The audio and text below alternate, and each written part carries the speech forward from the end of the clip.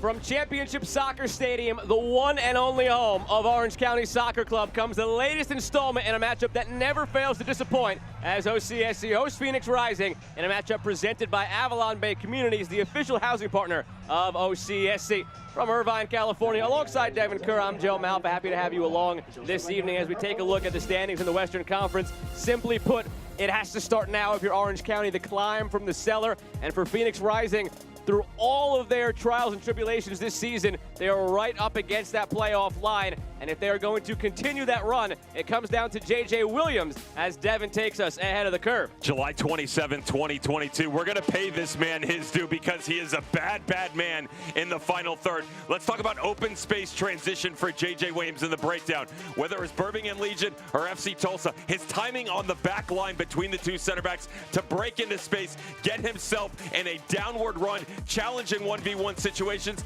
that's asset number one. His second attribute is air. The physical prowess he possesses in these tight-knit spaces in the box goes up and wins it with the best of them. And the number three, Phoenix Rising fans have already seen it. His ability to play with back to goal, distribute down into the corner, go backwards, turn it a dime, stick it in the bottom of the net. 23 goals, 10 assists, and 83 appearances. Not the only player on the field tonight capable of scoring, the Omega accounting player to watch, the Golden Boot leader, Milan Olaski. How is this guy really the only positive thing for Orange County because of all of the great moments that this team has had in the past 18 months? Unfortunately, it's only been one moment. It just shines over and over and over again for Milan Olaski. The Golden Boot is right there within reach. Can they finish it off? It's been a good start in the sense of what they've been capable of. 60, 70, 80 minutes throughout matches, but 8 draws, 5 of which against teams sitting above the playoff line right now. If you gain 10 points, Joe, that puts them above the playoff line, easily in number 7. Richard Chaplow and co, they have been right there all season long. It is still within their grasp, the reigning champions, but you no longer have a leash. Tonight is the night, bar none, or your playoff dreams are over. It happened last time they met Phoenix. Rising scored in the final minute of stoppage time for the 2-2 draw. Gnarly is ready. We're all ready. It's Orange County against Phoenix coming up from Championship Soccer Stadium in just a moment.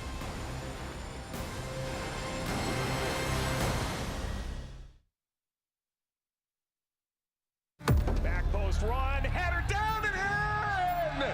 Rakowski got a piece. Asante turns. Rakowski gets up.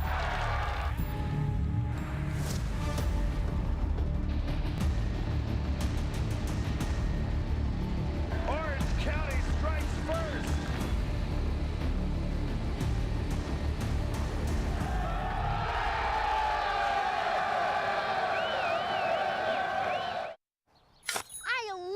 Shovels.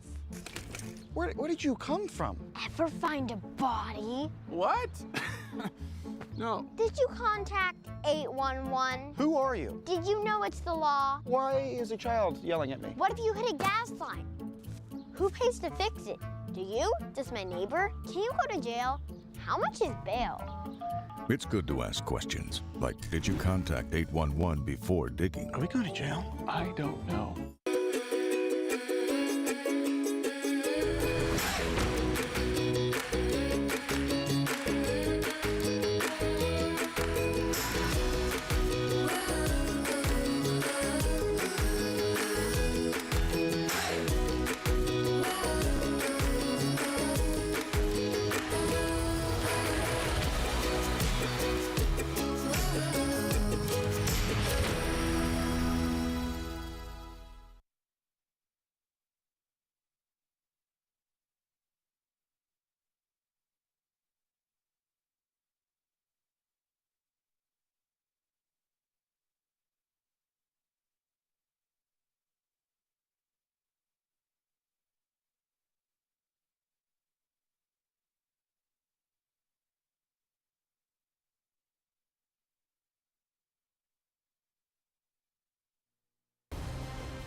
This match is presented by Avalon Bay Communities, the official housing partner of OCSC. This match is also brought to you by John's Incredible Pizza, the official sponsor of the OCSC Junior Supporters Club. Take a look at tonight's starting lineup brought to you by Kimco Staffing. Richard Chaplow sends out this 11, trying to stop the bleeding. The preferred method is the 3-back system. Unfortunately, because of injury and rotation and COVID and lackluster performances, recently they've moved into a 4. So can you maintain the same sort of consistency with Villanueva and Brent Richards at the outside back spots? Plenty of speed with the attacks that are going to be thrown at him, but they got to go the other way as well. Simply on the left, Ian Hoffman on the right. You can get Olofsky to drop down underneath for Kubo Torres, but that tandem pairing has to be prevalent this evening because Phoenix Rising, and this is the key question mark, what is it going to look like for them? Back 4, the same. Great goalkeeping in Ben Loon. We've seen that recently. The midfield 3 favored by Rick Shantz, but there's a little tweak on what we think is going to be the right-hand side in Donaciano. They've worked on it with him, as well as Arturo Rodriguez, the little pinch to the inside. Is it going to be the 3 we expect, or does it change? Sergei Demianchuk in charge of the match. Phoenix and Orange County typically delivers every time they meet. Do we have that in store again tonight with so much on the line? Phoenix in the black from right to left, Orange County in the orange from left to right. With Devin Kerr, I'm Joe Malva. Happy to have you along this evening as the sun descends here in Irvine, California.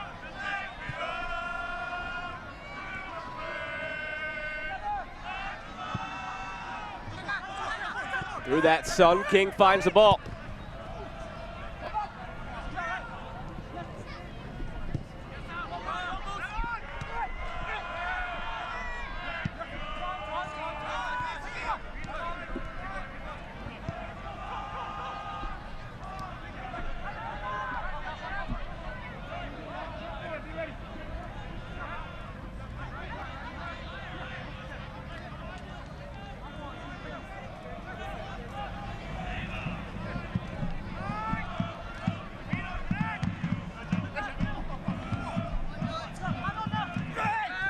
Contact there from Musa defensively. Kubo Torres almost got a little bit of a haircut with the ball. Moar didn't mean it, he says.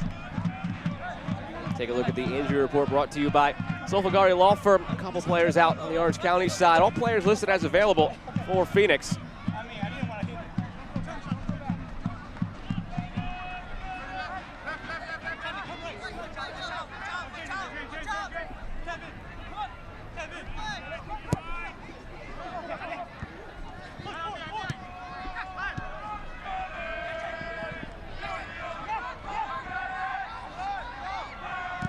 Velasquez. Ricochet's last off of Velasquez. Out for a Phoenix throw. This Phoenix side has not conceded a goal in 5 matches.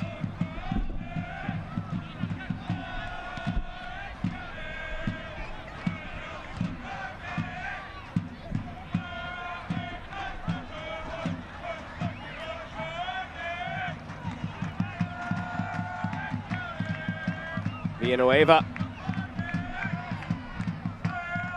All the way back to Loon, sends him scrambling a bit. Gives it away and falls to the ground. Has to scurry back. Hoffman. Ahead to Richards.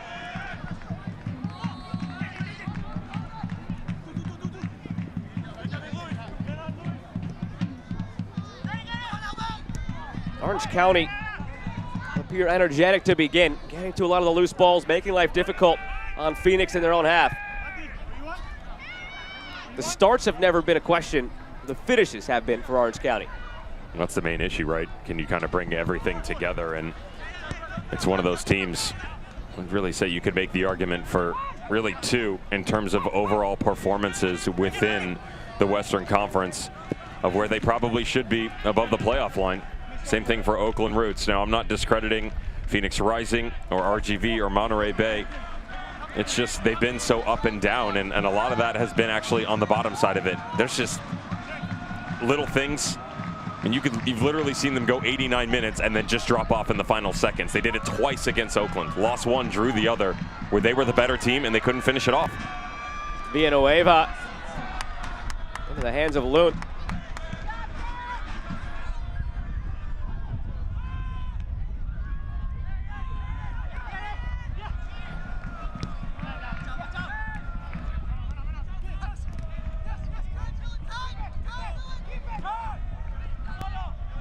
You highlight all the draws at the beginning of the evening and the possible points they could have picked up from that, getting them above the playoff line. Just those 4 games you mentioned alone, 4 separate times they had a lead going into stoppage time. 4 separate times they did not come away with a victory. A possible 12 points turned into just 3 points. You do the quick math, those 9 extra points would add them 1 point off the playoff pace. It's not that hard to figure out, is it? And yet still mathematically still in it. Figure that one out. That is the more difficult thing. If you have told me Phoenix 2 wins through 12, Orange County only 5 wins on the season, and yet both of them, with inside 15 games to go, have the opportunity to jump inside the playoff line, I'd call you crazy. It's just been a horrific stretch, really all season for the reigning champs and for the visitors.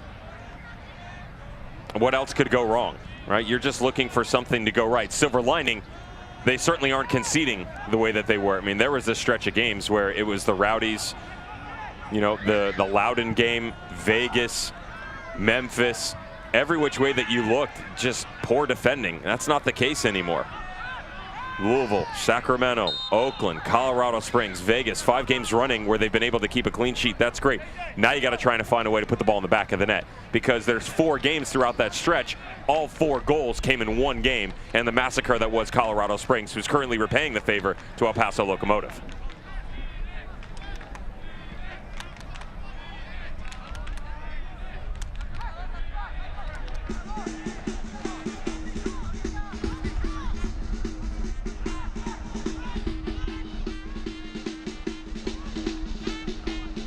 All the way back to Rakovsky.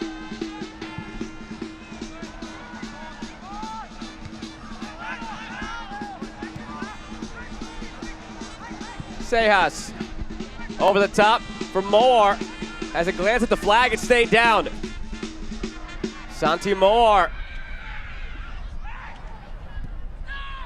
drives it centrally. Lambert dispossessed.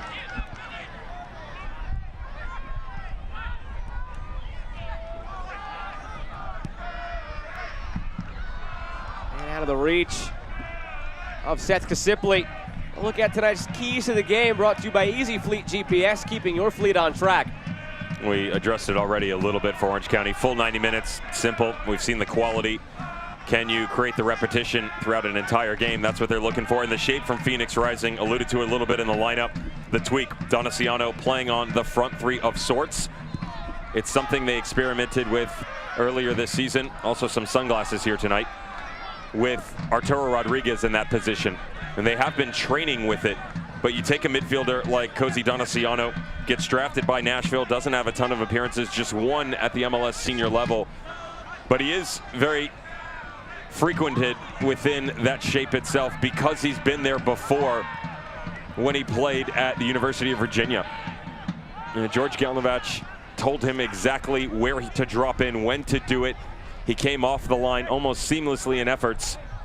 Front 3 into the middle 3, comfortable in both positions. Can you hold that shape when you haven't done it with this team at this level ever on the road in a must-win situation? And no choice but to at this point for Phoenix.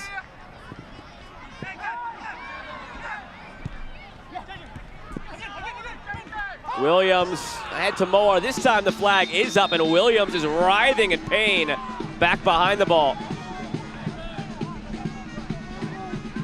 The yellow card very quickly came out of the pocket.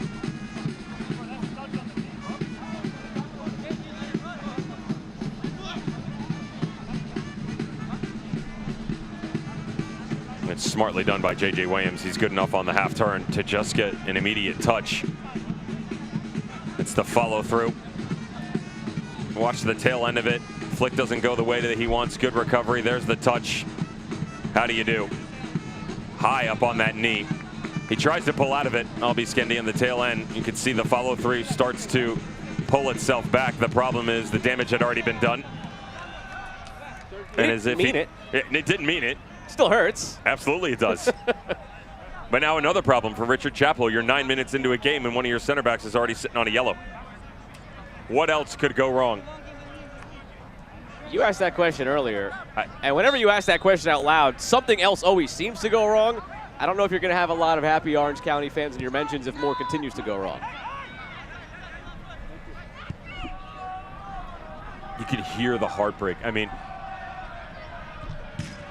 sitting before this game, you and I were talking, and I said, I didn't know that I could feel worse for someone than Rick Shantz and everything that Phoenix Rising has gone through this season until I heard the tone of voice from Richard Chaplow when I asked that question.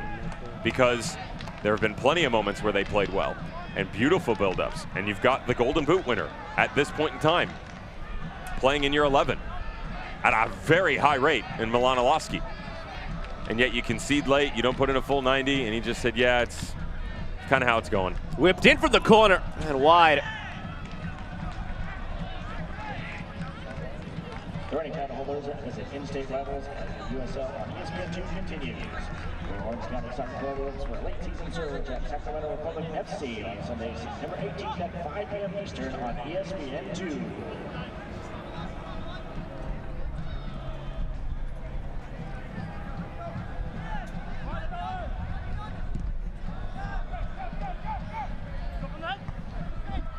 Lambert, the first to it.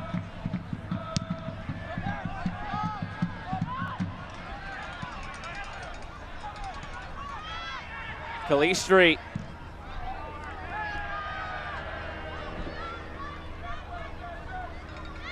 Richard Chaplow talked a bit about managing some of the tough late results that they have had to endure. Collectively, said they've taken so many right hooks this year, they're just lacking confidence in the endgame situations as Musa commits the foul. They're just attracting late goals scored against them. They've addressed them head on, talking about resilience as a group. More about being resilient late in games, but still, you have to do a lot of the winning things before the end game scenario. And that's keeping more clean sheets, which they have not done this season at nearly the rate they did last year in that run of the title. Phoenix, on the other hand, they've found that run of clean sheets. 5 in a row coming into this game.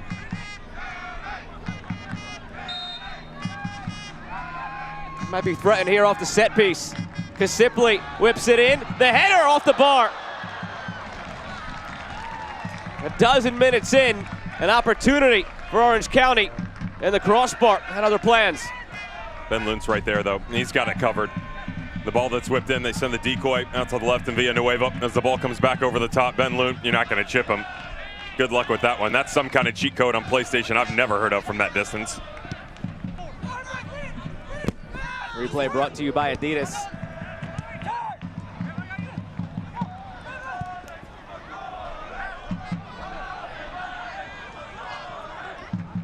Back to Richards. Floats it toward the back post. Loot had to secure it.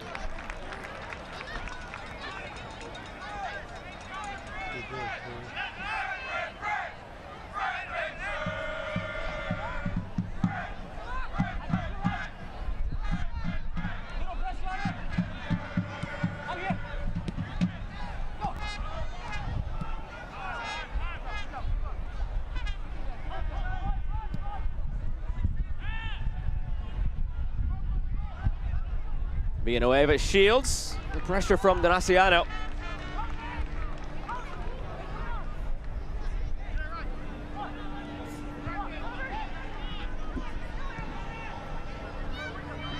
It's been working defensively for Phoenix. They haven't figured it out yet offensively, aside from the outburst, as you mentioned before, Devin, against Colorado Springs.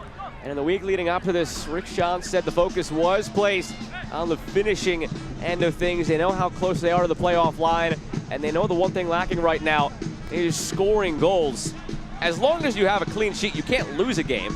But the only problem is 4 separate times that they've had the clean sheets, they haven't won the game either. This isn't the unbeaten streak that was 20 games in 2019, where you're just, okay, if we manage a draw, that's fine.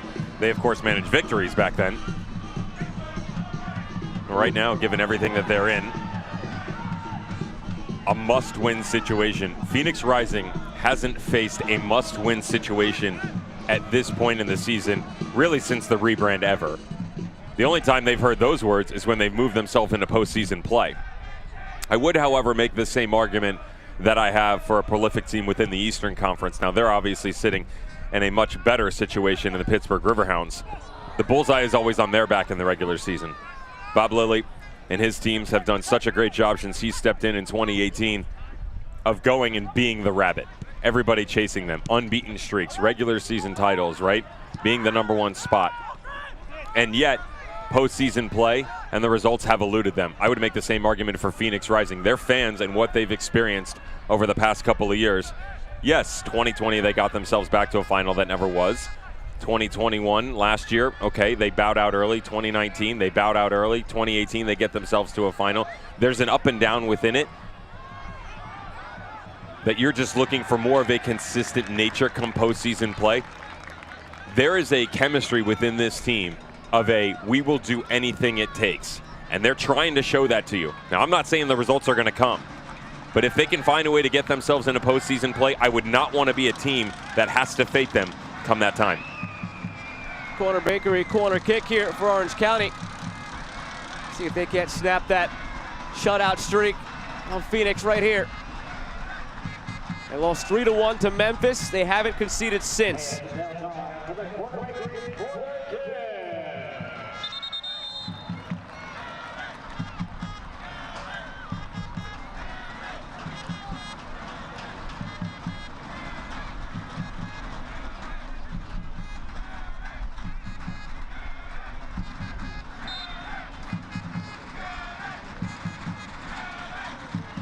Kasipli swings it in, falls through for a mishit volley by Hoffman.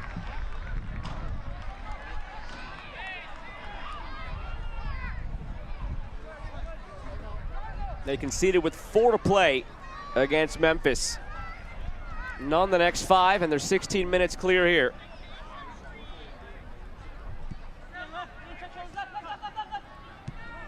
You watch Stranger Things? I never have, no. Neither have I, but I just thought you should know that Colorado Springs-El Paso game is 3-2. Dylan Maris and Lucho Solignac, 2 goals, 4 minutes apart, as opposed to Colorado Springs who had 3 goals, 5 minutes apart in the first half. Where's the Stranger Things tie-in? It's stranger things have happened. Okay. It's not an actually strange thing. I was waiting for you to bring that back to the show at some point. It's just a saying. All right. Villanueva. That's corner. Another opportunity from a Corner Bakery corner kick here for Orange County. You really threw me for a loop there. When you said you hadn't watched it either, I was like, how is he going to work this in? It all makes sense in the end. Sort of.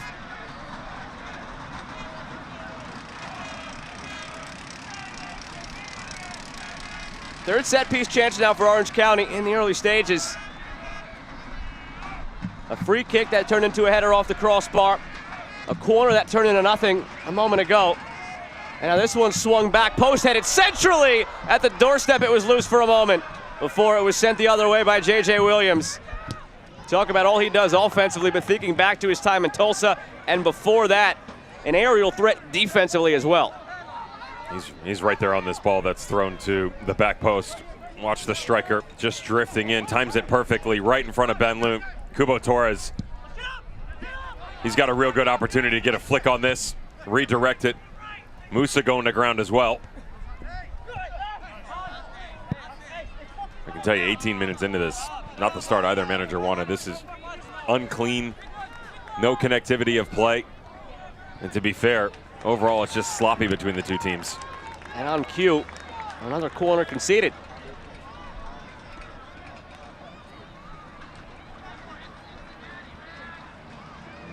All of these teams have had spells this year where they look like this, quite frankly, like a team that doesn't belong in the conversation for the postseason. Phoenix is there right now, Orange County is not. But as we've highlighted, they're not far off of being in that conversation.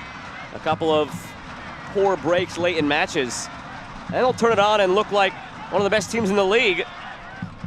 Not from that set piece either for Orange County. That's 3 corners already gone by the wayside. Well, think about it as well. In the grand scheme of things, El Paso Locomotive have lost 4 in a row. Las Vegas Lights haven't won a single game in their last 3. Los Dos, 3 losses in their last 4. No win in there, by the way. There's a draw. Every team in front of you doing a favor right now, except for yourselves. Someone's got to step up if you really want this and go chase the thing. And we haven't seen that. Villanueva looking for the return ball. One of the teams sitting back and enjoying every bit of what you just said, by the way. The Oakland Roots have been off for 2 weeks, and they finally made up by sitting out for 2 weeks, all the extra games they had played, and now they're still right in the thick of things. Here's Olaski, the Golden Boot leader, already on 16, make it 17. Milan Olaski puts Orange County up 1-0.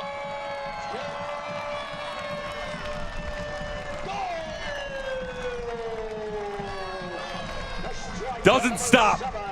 He does not stop scoring. Coming in, the scout from Rick Shantz can't allow him to cut into these little spaces on the inside.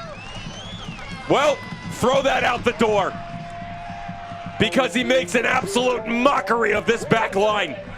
It's quick in transition. Dylan Powers, the late season pickup. How good's the ball down into the corner? And then you go to work. Joey Calistri on the wrong side of things in so many of ways. Joey Farrell not sure what to do. One-on-one, check the flat feet. It's a no-no as a center back. He doesn't want him to come down into the corner, but he's got coverage. It's a body. It's Joey Calistri. Push him to the end line. Be smart here. Take the easy route. The second you come back inside, your night is over, but it's only just begun for the baddest Golden Boot in the USL Championship, and Milan Olaski. That goal brought to you by Hogue, 17. And it stops the Phoenix shutout streak at 474 minutes. God, he's so obnoxious in the best of ways. You watch him play, and every single time you feel like you have him, right? I just mentioned the flat feet of Joey Farrell. Like, yes, he gets that wrong, but even on the cutback inside, you think, okay, well, he's done all of this. It's not going to happen again, is it? And yet, that could have easily been a turn to his left around Joey Farrell, cut back inside Joey Calistri, and still pick out the near post. That's the kind of form that Milan Olaski is experiencing in this 2022 season. I was on the game a couple of weeks ago when Orange County played San Diego, and in chatting with Landon Donovan ahead of that game, a attacking player who's had plenty of moments like that in his career where he's just on a different plane of being and everything he touches turns into a goal. He said just about the same thing. There's no way he can't score right now. He'll get in behind. He'll take a loose ball top of the box. He'll find a way in the air. He is just finding different ways, different spaces to score right now. You can only hope to contain him. And even then, I asked Rick Shantz directly, how do you do it? Do you commit 2? Do you commit 3? How do you do it? And you just have to hope. That's the answer. You have to hope he doesn't find the loose ball, which he's so good at doing. Found a loose ball, cut in, and made it count.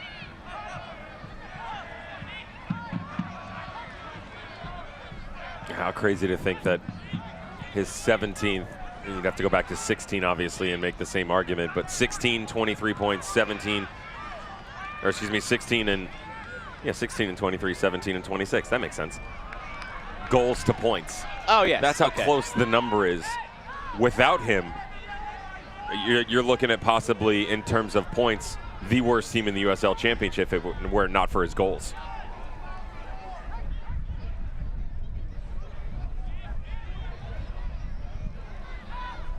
Played in over the head of Williams, brought down by Moore. Moore for JJ, it sits there perfectly, and he equalizes.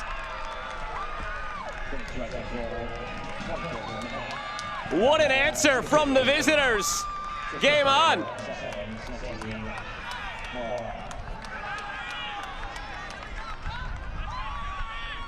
What do we say coming in? Open transition, the aerial route, his back to goal.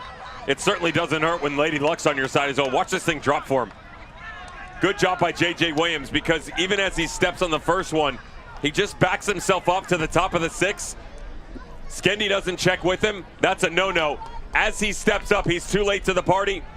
There's a tiny little deflection off. And for the second time in 3 games, look how easy he makes it. Right into the bottom corner. Nah, it's not on the jersey. It's just greatness by one of the best 9s of the game to get his team back in it. It is his 11th of the season between Tulsa and Phoenix. I'm interested to see if the official score gives an assist to Moar off the deflection. If they do, he joins a club. He'd be the 15th to 30 assists in league history, but we wait and see what the official ruling is. That deflection, it kind of sat for JJ, but I don't know, was it enough to take away? I'm not giving him the assist. I'm with you. I'm with you. And for the time being, as we have our stats pop up in front of us, it just says JJ Williams unassisted. So for the time being, Moar sits on 29.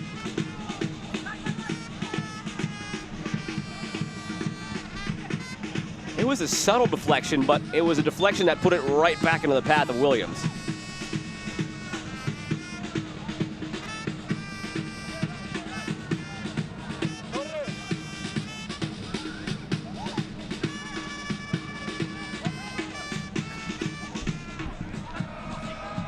Here's Torres.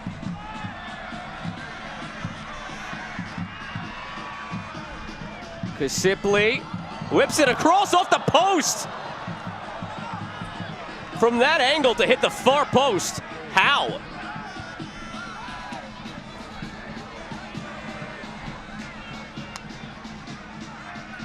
Overlap from Villanueva. Richards camped under it, hits it across. Hoffman. Richards, good ball, shouts for handball. Comes the other way instead. James Musa take this off the face.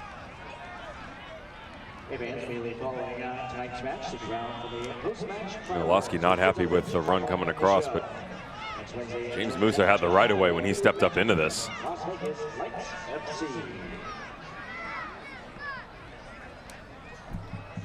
Watch his recovery. You know, he's on the far elbow on the right on the 6. The turnaround. This is the first go. Bit unlucky on the ball back across, and that was across. Nobody's trying to hit a strike from there. There's only so much distance you can create for yourself for that locker room fame, and that ain't one of the routes to go. You only meant to shoot that if it went in.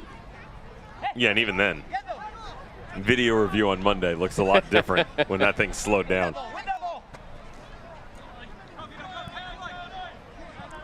You know, Kasipli would try to sell it. Oh, I was looking goalward, or excuse me, into the center of the box because I wanted to do a no-look shot and keep the goalkeeper off.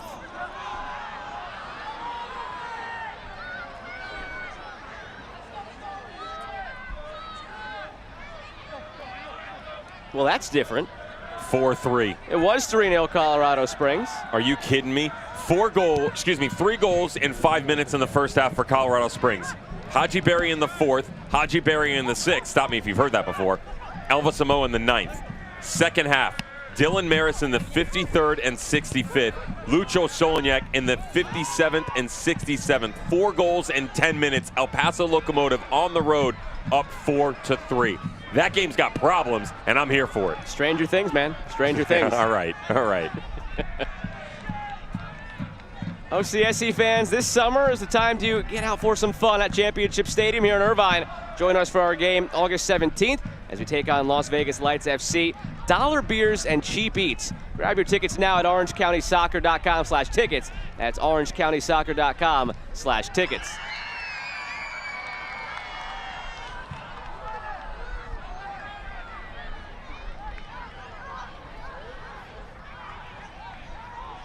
Finished 2-2 between these teams earlier in the season, with Phoenix equalizing late in stoppage time. Always seems to be something when these two teams meet. We get goals 3 minutes apart by the two men, Devin, you highlighted top of the broadcast. We go ahead of the curve with JJ Williams. We bring it back for a look at the Golden Boot leader, Milan Olaski, and through half an hour, both have a goal.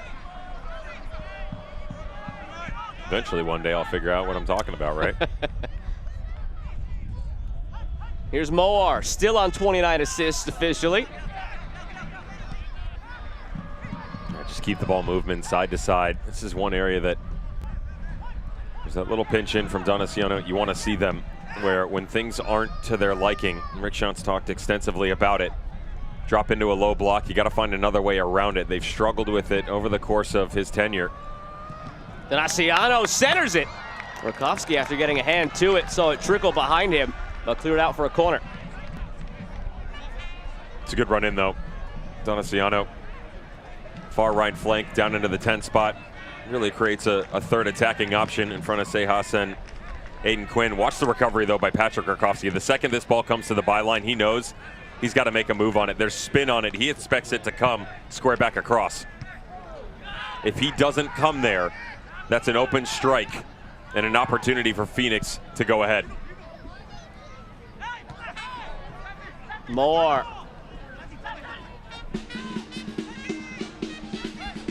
Last touch too heavy. Ricochet off King, ends up at the chest of Partita. Rakowski under the pressure from Williams. Gets rid of it.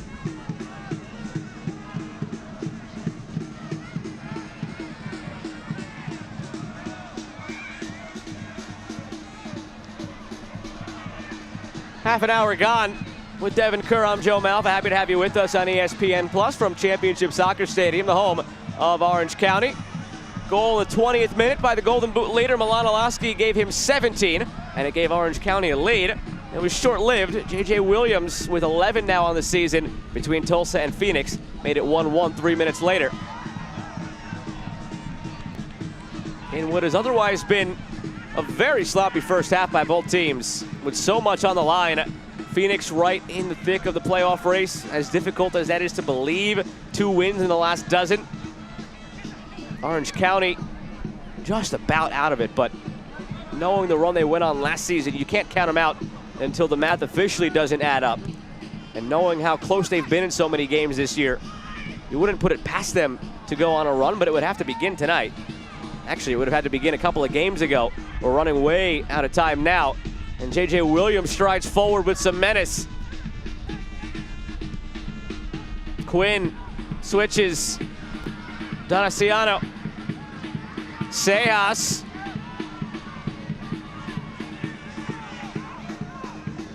He's off tonight heavily.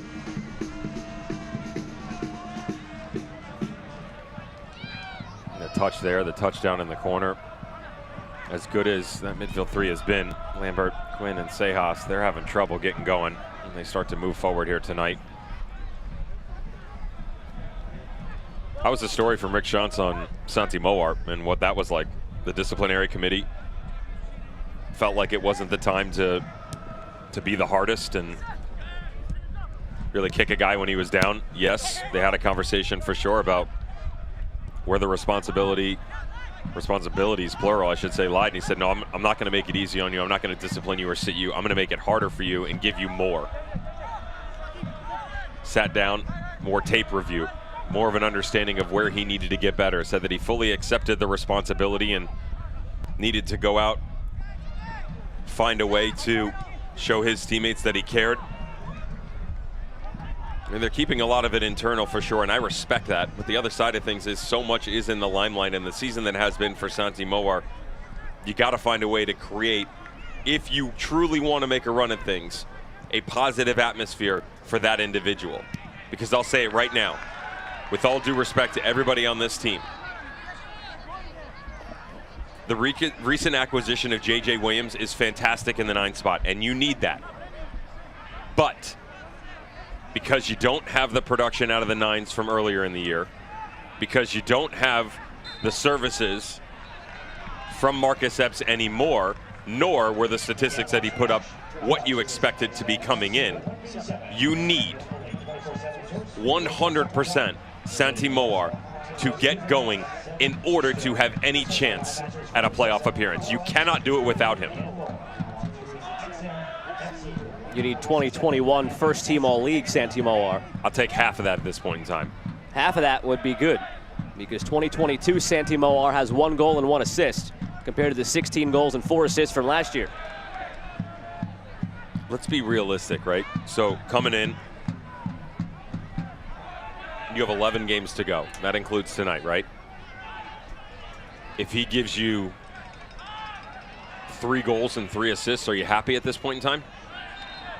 That's 6 marks. That's half from the here time. on in, From here on in. In the final 11 games, you're getting 6 marks. If that gets you above the playoff line, you're ecstatic with it, because the past is the past. There's no changing it. And in the present, Phoenix, for the first time ever since the brand changes you mentioned earlier. For the first time ever, they're doing the hunting rather than being the hunted. And they saw it last year when they lost to RGV. All you have to do is get in. And Rick Sean said it, if they're in, nobody will want to play them. So if 3-3 gets you in, you take it.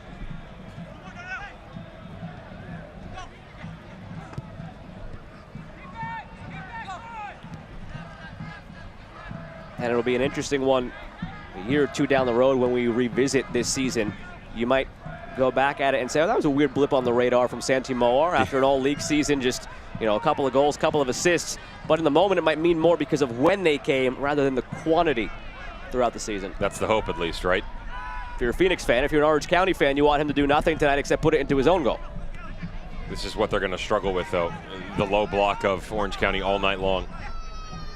Everybody coming higher, you know, the inversion of the outside backs, movement within the middle. It's just got to be faster. And at some point in time, and you and I have had this discussion, who's going to be the hero? You got to go beat somebody.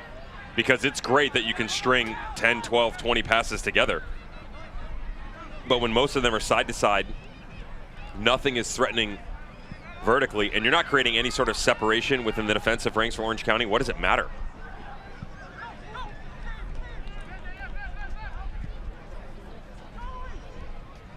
Orozco.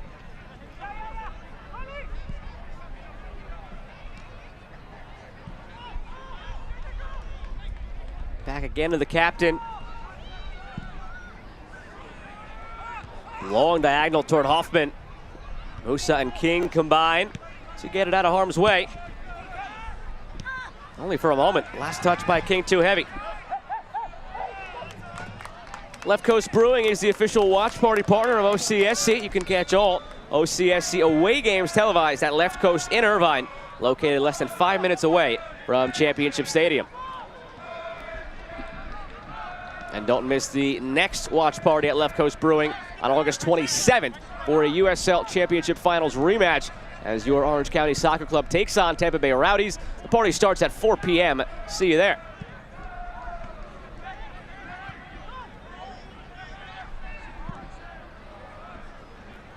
Speaking of Tampa Bay against Louisville tomorrow, I'm sure we'll talk about that as the evening goes along. It slipped through again here, left side of the area, played toward the front and deflected out for a corner on the try by Alaski.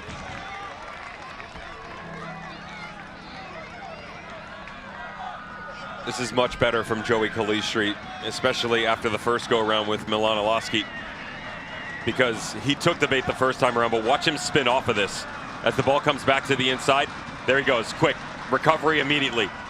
Uses the speed to his advantage. You get down into the corner, play the angles game, cut off the path, and don't allow that thing to come back across.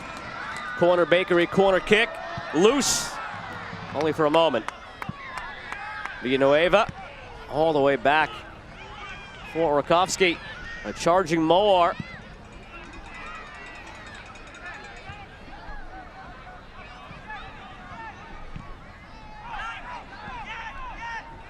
Skendi lays it off.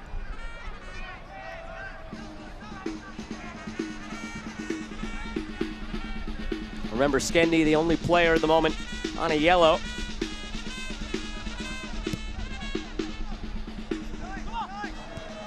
Torres for Partita.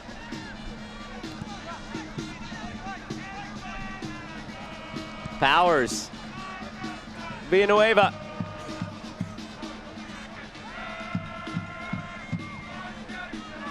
Powers on the turn, Kubo Torres. The shape is always so interesting to me for Orange County with the way that they push their outside back so high. Kasipli comes in. Ian Hoffman doesn't have the same method to follow on the right, though, because he stays. And so what ends up happening is you don't have an over-influx of players on the inside. There's still places to play through. So you give the freedom to roam for Milan Alaski. What ends up happening is just underneath Kubo Torres, this space opens up, and that allows guys like Kasipli or Partita to step up into it, create that double-headed monster, really coming out of the 8th spot on the attacking side of things, and gives you someone extra to play off of. Now, Kubo Torres is the recipient of the ball on the back end of things, but that comes down to Kasipli and Kevin Partita playing in tandem, working forward. Lambert Now Sejas.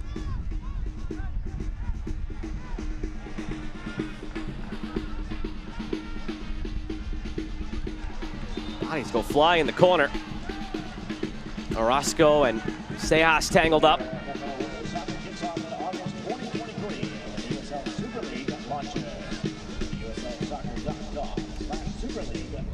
Orange County Soccer Club, in partnership with the Dick's Sporting Goods Foundation and the U.S. Soccer Foundation, is proud to be working on a new miniature outdoor hard surface called Mini Pitch at Delhi Park in Santa Ana. Head to orangecountysoccer.com/mini pitch to sign up to stay informed on free monthly clinics for the community.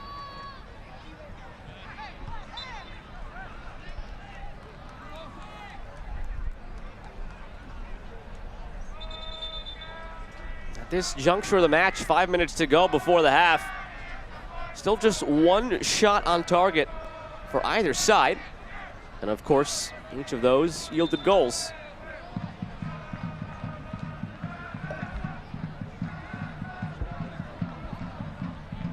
Milanowski in the 20th minute for Orange County. J.J. Williams in the 23rd for Phoenix Rising. Still 4-3, El Paso over Colorado Springs in the 83rd minute.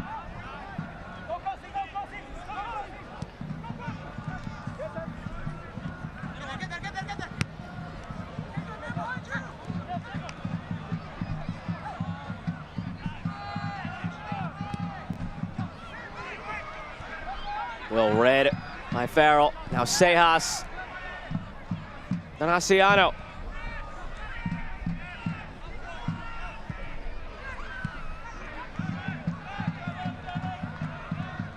Villanueva.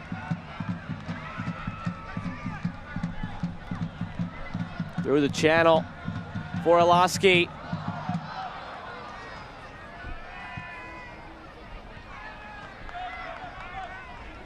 Orozco.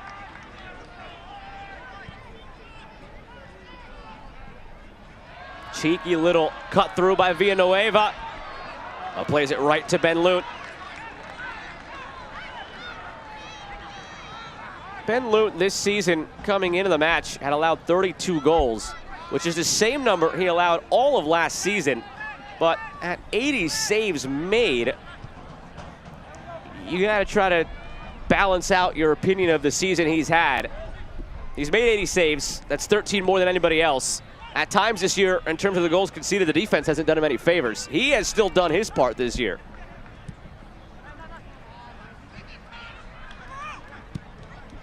Have I told you the story about my interaction with him at the Louisville game? You have not. It's pretty funny, actually. So, day before the match at Lynn Family at Phoenix Rising training, and an opportunity to interview a couple of the guys. He was one that I wanted to interview. So, training ends. Joey Farrell comes over, interview him. Greg Hurst comes over, interview him. And Ben Lute's the last one. And the team bus is waiting. And they're just going to knock out a couple of questions. You know, it's a 5-minute segment or so to ask a couple of fun ones. Oh, watch out. And he walks over and he said, "Who requested this interview?" And I said, "I did." "Why?" "I'm a little surprised." And I said, "Tell me why, please." And I said, "Why is that?" And he goes, "Well, you've been a little bit hard on me this season." So to your point, some of the numbers jumping up a little bit higher. He's had to make a bunch of saves. But that's also a guy where when you've seen the product that he's put out over the past couple of seasons, that's one of the best goalkeepers in the league, bar none. This is a guy who has the pedigree to play at another level, within this country or not. And so you hold them to a higher standard, just like you do with Santi Moar, right? The Santi Moar that we saw, you know, with Bethlehem Steel and Brendan Burke, 2017, that no longer exists, because 3-4 goals, 3-4 assists a season, that's not an expectation anymore. That's plain and simple. And so we had a fun little go about it, back and forth. You know, we shared the questions, and I wished him best of luck. And interestingly enough, and I'm not saying it has anything to do with me, but let's just be clear on that, he had started a quality run of form before that, to be fair. He kept them in the game against Memphis, and they got throttled 3-1, but he was awesome. great against Louisville, great against Sacramento. I mean, they were pummeled in some of those games with chances that were coming their direction, and yet he just continues to be the mainstay back there. So you can say whatever you want about him and what he's done, up and down or not. Ben Lunt provides a quality of consistency that is very difficult to replicate at the goalkeeping position within this league. 80 saves is a lot of saves. Here's Villanueva. Elaski on the turn. Can he do it again? Put wide.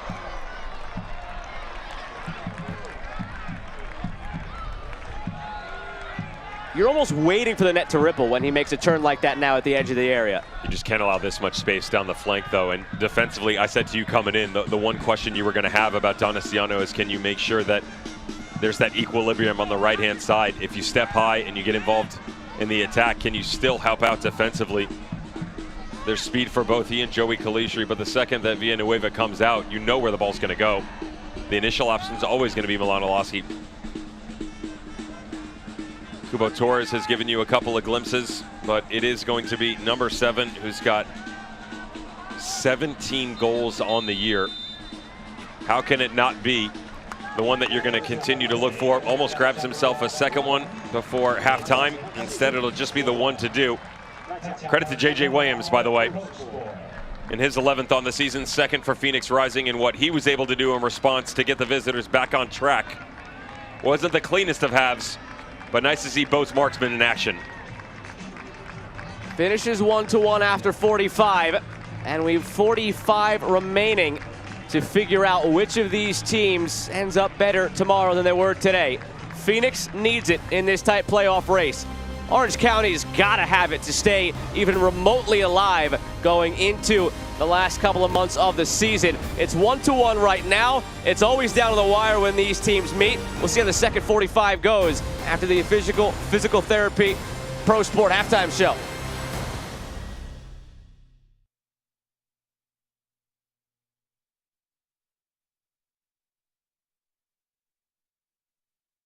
Back post run, header down and in!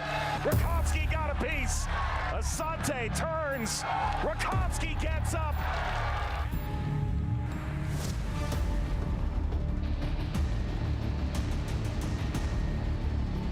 Orange County strikes first.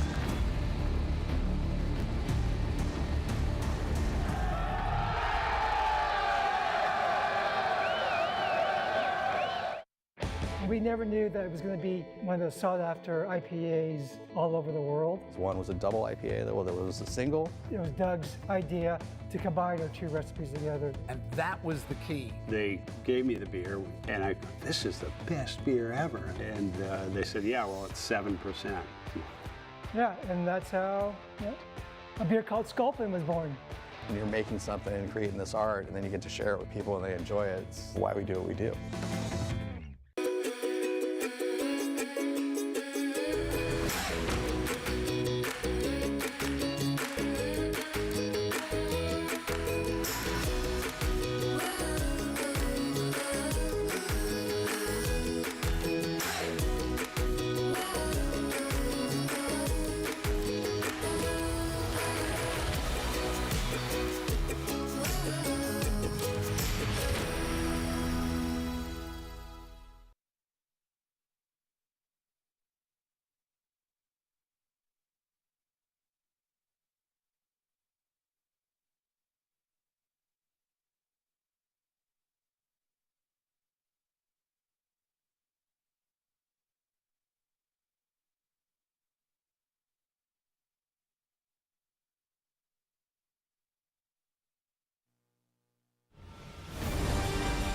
Pro Sport halftime show begins while the kids still have some fun beyond the far goal.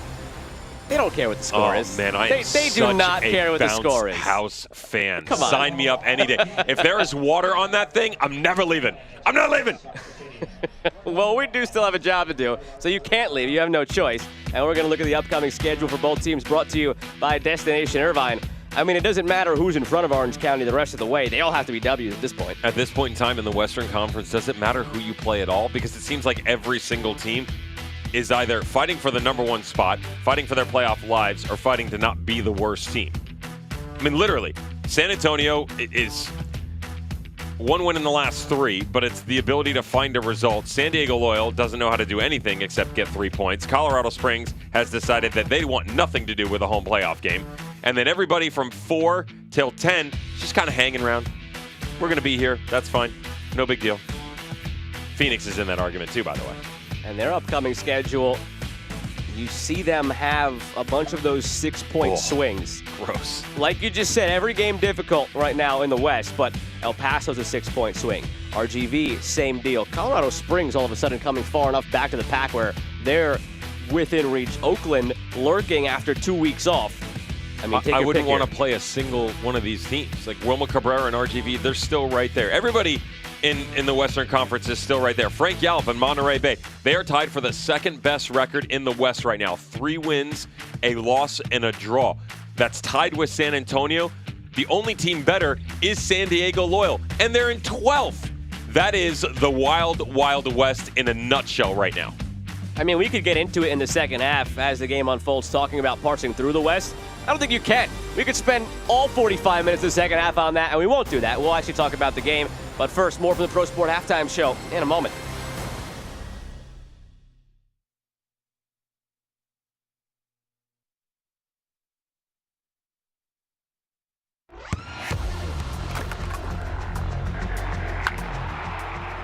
We all have goals.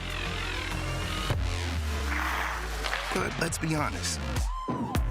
Most of us aren't going to be professional athletes. But if your goal is to finish your degree, we can help. Come to a university that puts your goals first. Bellevue University, your partner in finishing goals. I'm on a routine.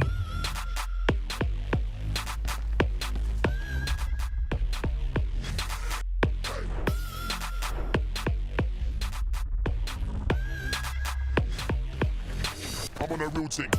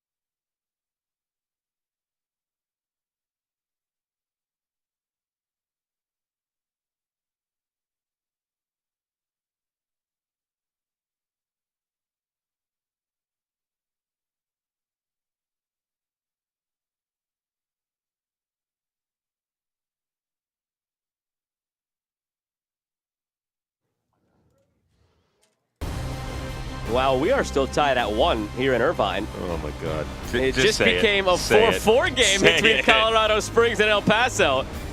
So if you've stuck with us, I commend you for it. And we'll give you some news and notes from around the league, but that is wild going on right now in Colorado Springs. And as far as the news and notes go, well, Neil Collins, he's the coach of the month after a perfect July. That's going to be tested immediately now against Louisville this weekend. Your player of the month, Milan Olaski, well, his form from July has continued into August because now he has 17 goals. And, of course, we are within a month now from Sacramento taking on Orlando City in the U.S. Open Cup final. That one will be a lot of fun, I'm sure, as the semifinal was a lifetime memory for you. And we'll see what can happen on Wednesday, September 7th, if the dream can be realized by Sacramento. I still can't get over the fact that it's 4-4 now in the other game. That's the score of the final, too? Hey, if that's the score of the final, then we're going to be in for a fun evening on Wednesday, September 7th. And as we take a look at the upcoming schedule here in USL, brought to you by Destination Irvine, the obvious one that jumps off the page this weekend, tomorrow night, is Louisville, Tampa Bay. It's got to be. I peeked down at that Birmingham Legion San Diego Loyal game just because of the run of form that San Diego Loyal have been on. I mentioned all the wins. It's their opportunity to close the gap even further.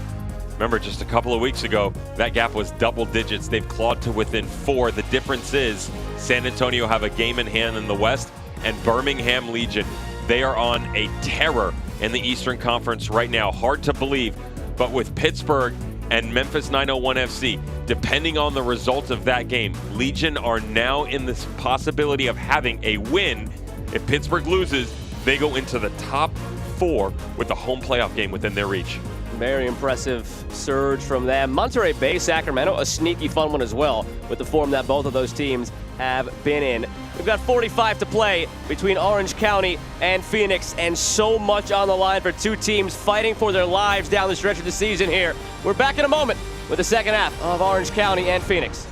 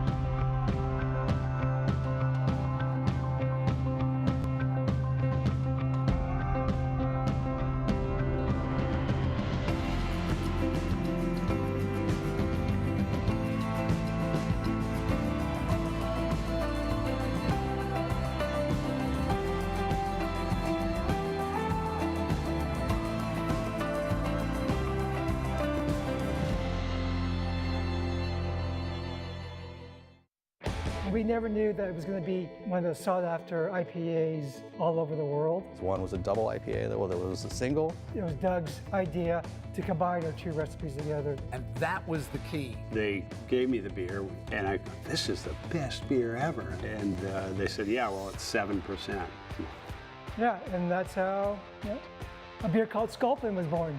When you're making something and creating this art, and then you get to share it with people and they enjoy it, it's why we do what we do.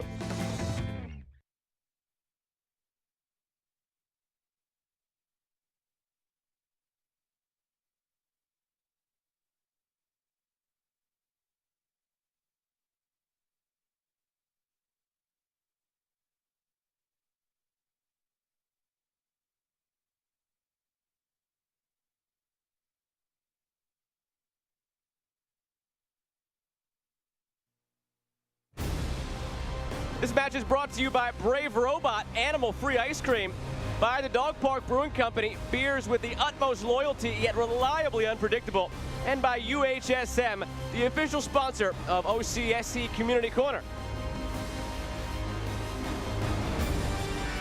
Believe it or not, the other match did actually finish 4-4. There was no final turn in the tail as we take a look at the halftime highlights brought to you by UHSM. There weren't many, to be honest. It was a sloppy half from both teams, but it did yield a goal each. I feel like sloppy would be kind. Call it that. I'm a nice guy. You are a nice guy, believe it or not. Contrary to popular belief, expected goals were low. Possession wasn't that great in terms of overall accuracy. I still look at the fact that there were opportunities created. I did like what I saw on the backside from Patrick Rakowski and Ben Loon. There were some recovery runs that were very impressive.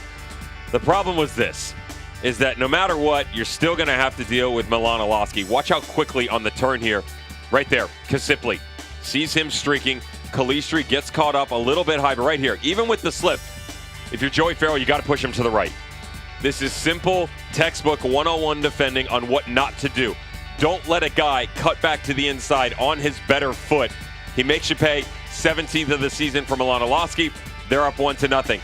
Good response, though. Heads were not down even though this ball is overhit to the backside, Santi Moar, calm, check the patience, unselfish, ball back across. Yeah, gets a little bit of luck, but as cool as you can be if you're J.J. Williams, recognizes right in the bottom corner, it's a mistake by Albie Skendi. You pay, and J.J. Williams makes you do it. Salvi Law Group halftime stats, 7 shots, but only 1 on target for Orange County, and just 2 and 1 for Phoenix on the other side. Not a lot of chance generation from either side. It was boring. That's simple. It was boring. It was not very good in terms of execution. Phoenix has always struggled historically, especially since 2019. The high-flying, wide-open team that was. When a team drops down and barricades itself, you got to find another avenue to find success through, and they haven't been able to answer that. They're going to have to do it once again. We said it throughout the first half. We've said it in previous seasons, previous games. Well, now here's the question. It wasn't the greatest of first halves. It's 1-1. Your playoff livelihood, both of these teams, is certainly on the line. If you're Phoenix, who wants it? Santi Moar, let's step up, bro. Can't wait to see you play.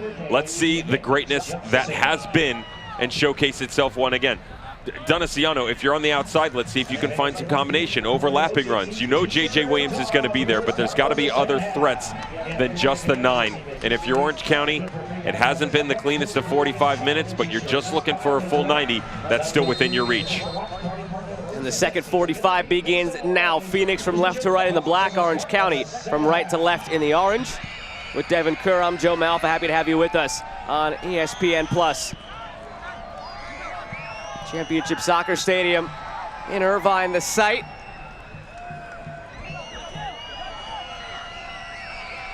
These teams have a long, rich history of competitive games that come down to the wire. Richard Chaplow mentioned not only as a coach over the last year and a half, but also in his days as a player, so over the last 6 years with this organization. Expected no different out of this one.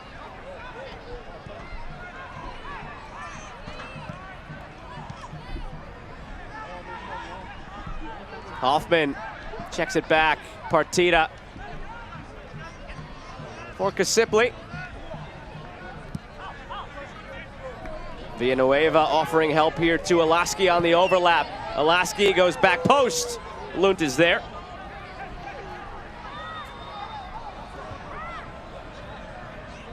Rick Shantz gave credit to this Orange County side. Said they're much better than their results indicate. Can't be asleep at the wheel, considering they can catch you off guard at any moment.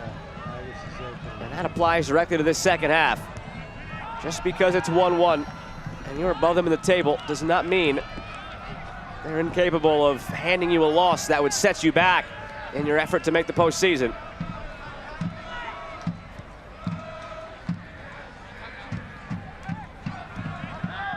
On the other side for Orange County, can this finally be the day where you avoid the funky stuff late?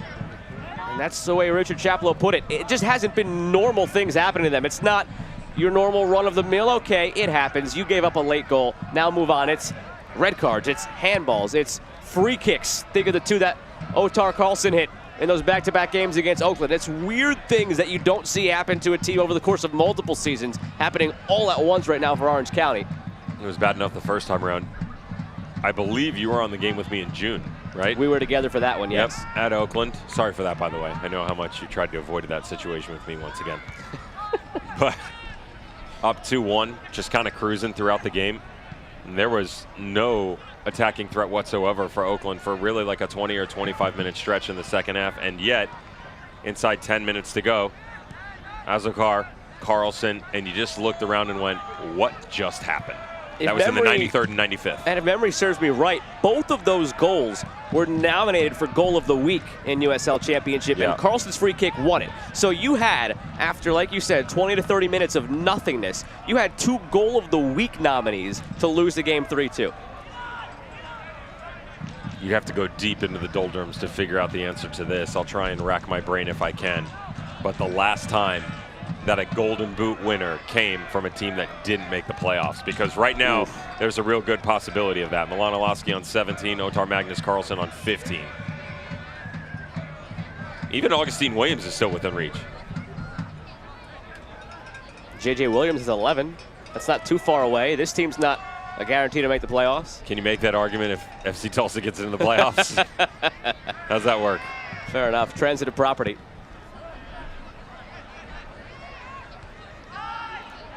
And not just a matter of Golden Boot making it to the postseason. Golden Boot, more often than not, ends up as the MVP. I don't think we're talking about Olaski as an MVP just because of the way Orange County has fared in terms of the results.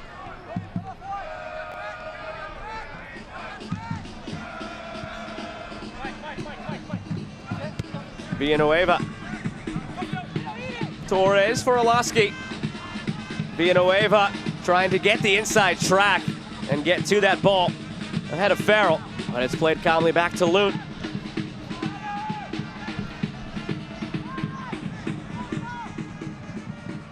Williams.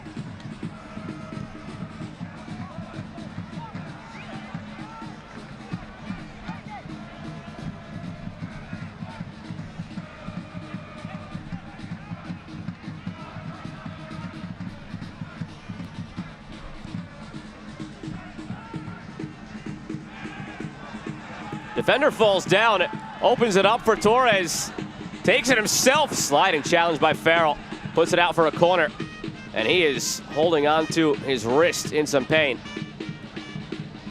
Just because the ball bent it back, or was it the way that he fell on it? A great job by Joey Farrell to sell out his entire body in this situation. A bit unfortunate with the contact provided on Kevin Lambert. Much more stoic in nature. This is better defending from Joey Farrell. Not like you saw in the goal. Notice he doesn't overreact. He's content with the fact that the striker's right in front of him. You just want to slow it down, push the angle away from goal. But when he leaves his feet and goes to ground, it's certainly a cause for concern.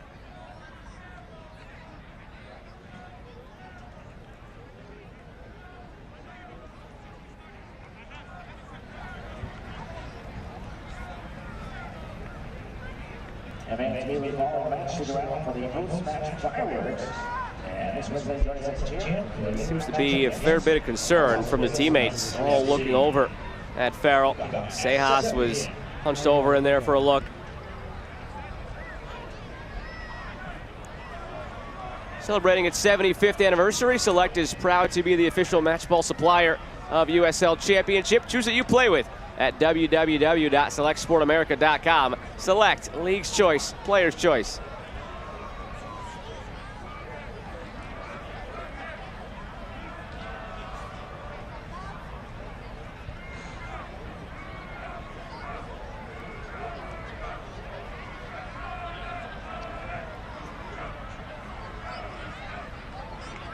It's that right hand of Farrell that's being looked at, right hand wrist area. Tried to get back up, but went right back down. All right, you be the judge. It's a tough bang-bang play in there. Is this the ball or is it the follow-through by Kubo Torres? Yeah, I think it's the follow-through. I think you're right. The boot coming. You know, the angle that he's at with that force coming down, you're just hoping that it hasn't bent it back the wrong direction. He's motioning towards his fingers. Fingers fine. We can get rid of that. At that point, whether it's wrist or fingers, maybe you've been there wrist, at some wrist point. Is a different story. Is it pain tolerance, or is it you need to come off if there's something wrong? Look, everybody's different, let's be clear, and you don't want to wish injury or anything upon anyone. I'm much happier if I had to pick one of the two with a finger in this situation, because a finger, you go right next to each other, you can actually tape it on the next one, none less on the worry. If it's the wrist, every single movement within your body, it's kind of like the knee. You never think about your knee or anything on lower until it bothers you and it hurts. Wrist is the same way, because every single motion that you have involves your hand, specifically your wrist. It's a running motion, it's turning. The slightest of tweaks all involves your wrist. It is extremely painful. I've had a sprained wrist before. It's been taped. They've used bandages, you name it. Anything that you could get away with on field, because you know the density of it can be a problem. Basically, you can't strap on a club and hit someone with it. And to run with it is one of the most painful things I've ever had to deal with. And you're talking to someone who's gone through multiple deep surgeries through their knees. It's terrible. I think the layperson looks at it and says, well, you don't use your hands in the sport anyway. You can move on with it, but enjoy still that gonna argument. hurt. Still gonna hurt.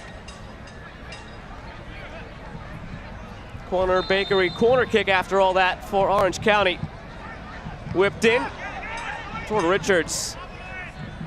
Tanasiano struggled to get it clear.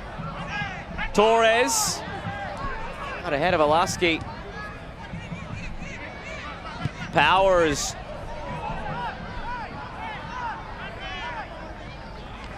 Another corner on the way. And there goes Farrell. You know, I said earlier, going the other direction, that you need Santi Moar. Can't lose Joey Farrell either. What he brings to this team, a leadership capability. I know it was a mistake in the first half, but he's been excellent since. Good recovery by Joey Farrell, and just everything that he brings to the table. He's not always going to have the highest amount of skill. He's going to make mistakes, but he's physical. He's demanding of himself and of his teammates. And the emotion helps push you to places that are uncomfortable, but help get you results as well.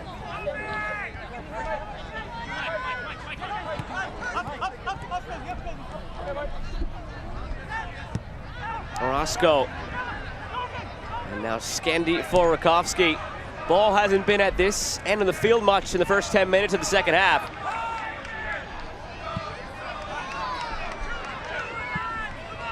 Villanueva cleans up the mess made by Rakowski after the miss hit. But it allows Phoenix to close in a bit with the pressure. And it gets the better of Orange County. Phoenix seemed to think there was a foul called against Villanueva there, but it's just out for an Orange County throw.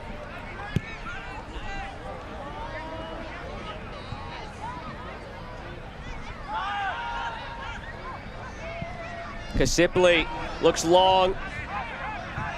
Musa.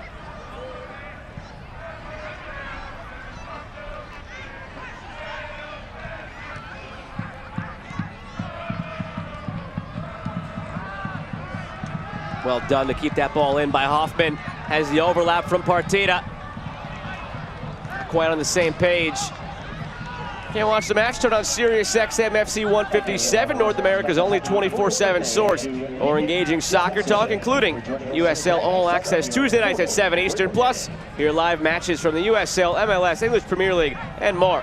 All on Sirius XM FC 157 and the Sirius XM app.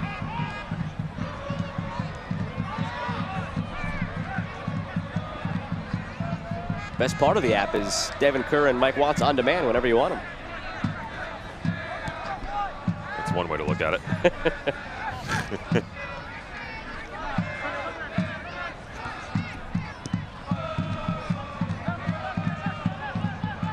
Skendi, look out.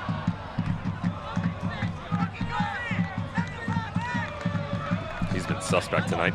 And he's still on that yellow card from very early on in the match as well. So had he given that away, there wasn't much he could have done within the bounds of the rules to avoid picking up that second yellow. Seth Kasipli is almost exclusively playing on the interior in this second half within the midfield ranks. The first half out wide, tucked in just a little bit on the left, and he and Kevin Partida, that little 1-2 punch working off of each other quite nicely. He's really just operating right in front of Dylan Powers right now. Partida a little bit further on that right side.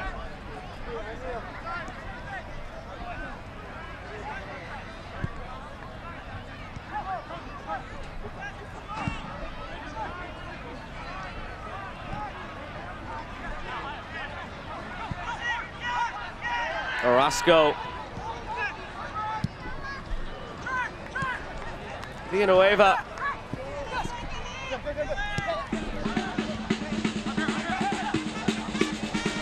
A glance over at the flag from Elaski.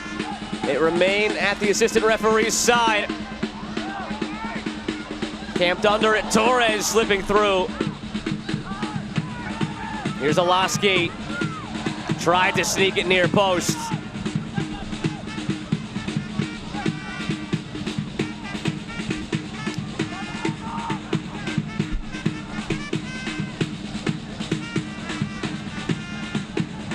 Elaski might be a prime case study as far as a homegrown deal in MLS not necessarily meaning the best for you, because after he got that from RSL, He was on the bus constantly back and forth between Monarchs and RSL. Never found a home, never found consistency. I remember talking to Richard Chaplow very early in the season before they beat LA Force, I believe it was, in US Open Cup. And he said the best thing for Olaski this season is going to be consistency, a routine with the same team, building chemistry with the same teammates, and he expected that to yield results. I don't know if he would have expected 17 goals and a Golden Boot lead. But that's what it is at the moment. Kasipli curling it back post, a lunging effort from Torres. Needed to be about 2 inches taller.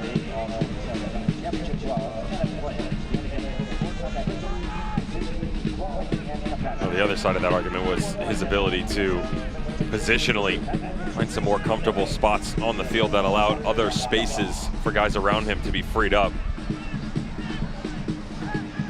As he rotates off here, Kubo Torres, the beneficiary of some of that rotation.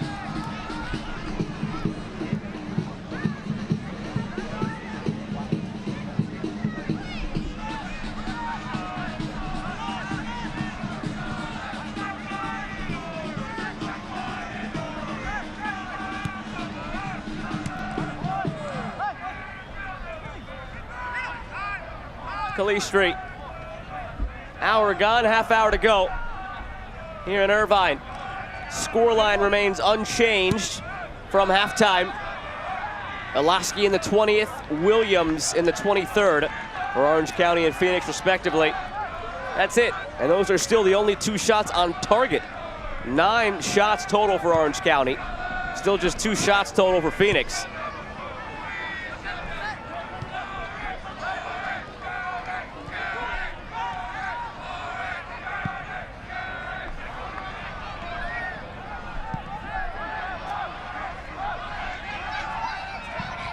Loon's ball stays in.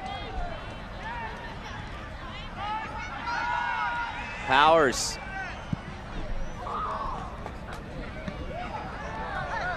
Calm touch off the chest from Olaski.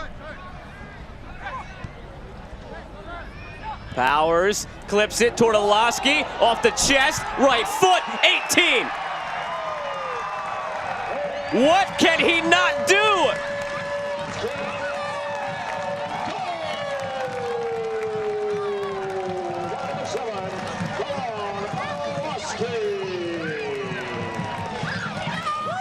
There are times within this game that you just sit back and watch.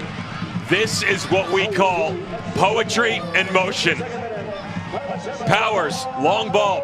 You get the run up underneath, watch the stretch, because guess who plays this ball square back across, and then watch the run at the top of the 18. He's brilliant. Milan Olaski does it all. The recipient of the ball on one side plays it square back across, creates for himself. What more could you want out of this young man and his abilities? He does it everywhere, in any way, shape, and form. Leads the league in goals, leads his team by example, and puts his team back in front with the lead tonight. For the second time this season, a brace against Phoenix. It's 18 on the year. It's a lead for Orange County. It's brought to you by Hogue, that goal. Arturo Rodriguez now into the match for Luis Sejas, brought to you by Mediquip, turning setbacks into comebacks. And right now it's Phoenix in need of a comeback. Remember I talked to you about Phoenix Rising when they have to break down a team in a low block? Now let's be clear. There's a bit more separation within that argument on the goal that just was for Milan Olaski. However, still plenty of players available for Phoenix Rising on that back line. They don't track the runners. And so you have to have a bit of ingenuity when you start to move forward, right? You just had a single player, as the ball comes up over the top, receive 5 yards from the near touchline, play a ball 10 yards negatively back across the right side, then make a 15-yard run to the top of the 18, hold the line, take it off his chest, and bring it down. That's one player and a 10 to 15 second gap. Anybody else on the other side of the ball wearing a black jersey is capable of it. how bad do you want it? Because Milan Olaski is on wash, rinse, repeat cycle right now. Just a composure with all the players around him. It's 7 yards from goal, off the chest, off the volley. From the free kick, cleared by Skendi. Rodriguez, new into the match, earns a corner. Also, Babacar Jai into the match for Santi Moar. Brought to you by Mediquip.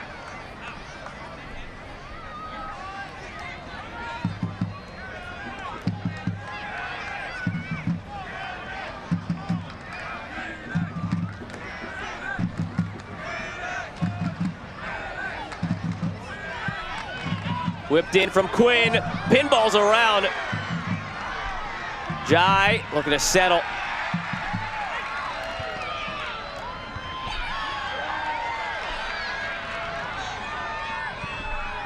Arturo Rodriguez coming into the match now. Does that shake up the midfield at all for Phoenix? Depends on who he's going to pull. I would imagine it's got to be Sejas out. You bring Donaciano to the inside, and then Arturo Rodriguez assumes the role of what we thought was going to be Donaciano on the inversion, which has been for a large portion of the game. The problem is he hasn't really given them the looks that they want going forward. It's the spark that was earlier this season. Now that he's finally healthy, he needs something though, because this just isn't it right now. It's probably being the nicest I can be, to be fair.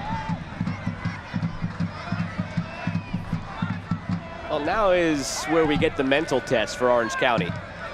It's the last half an hour of a match. You have a lead. Can you turn it into 3 points? That's the big question.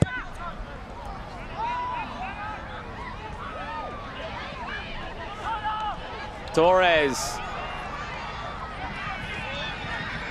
Hoffman keeps it in, squares it back. Shot blocked. Second attempt from Partita in front. Torres, a heavy touch, lost it. Now Kasipli. Olaski, a scorpion over to Villanueva.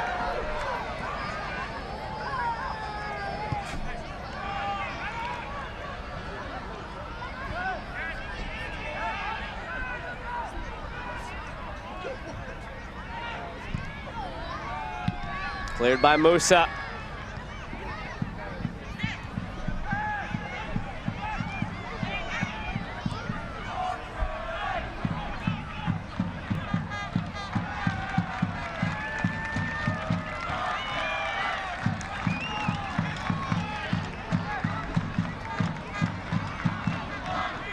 Reigning title holders visit in-state rivals as the USL on ESPN2 continues. Orange County looking for a late season surge against Sacramento Republic on September 18th at 5 p.m. Eastern, 2 p.m. Pacific on ESPN2. The importance of that game lies in the run-in from Orange County. And this would be a massive 3 points if they can hold on to it. Also, side note, will that be on September 18th, U.S. Open Cup champion Sacramento Republic? Ooh, look at you. Could be. Oh, man, I'll be honest. I know we're not always supposed to talk about the escapades that might be behind the scenes, but I'm not sure my liver's ready for that night. Gotta figure out who's willing to pay for the bar tab. Loose for a moment, contact in the area. Farrell using that now taped right hand to get some traction. Flared back over the top.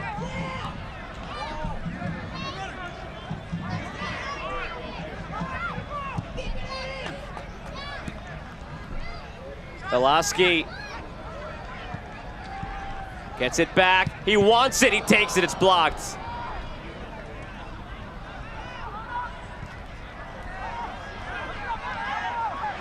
Babacar Jai striding through the center of the park. Wins it from the ground. It's kept alive. And now Rodriguez. Nice little 1-2 to get beyond Villanueva. Strong challenge put in by Powers to win it.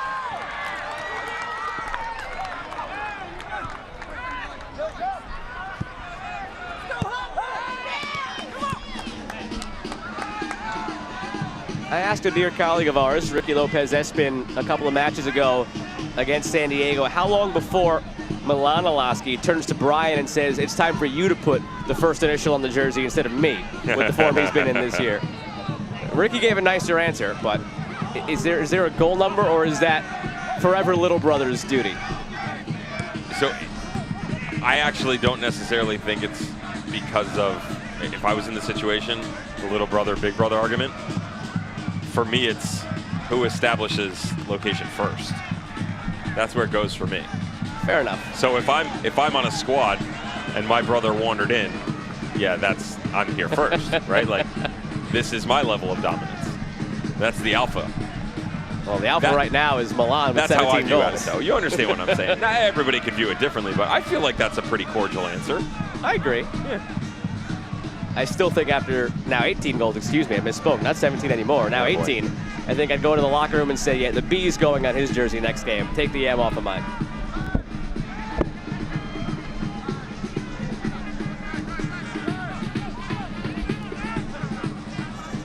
Play it on back to Orozco. Kasipli through the middle for Partida. Very active in the middle tonight, Partida. Powers.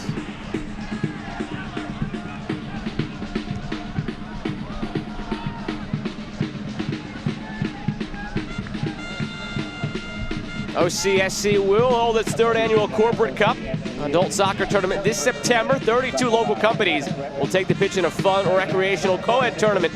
Registration still open. Sign up or get more details for your company. Go to orangecountysoccer.com/corporate-cup.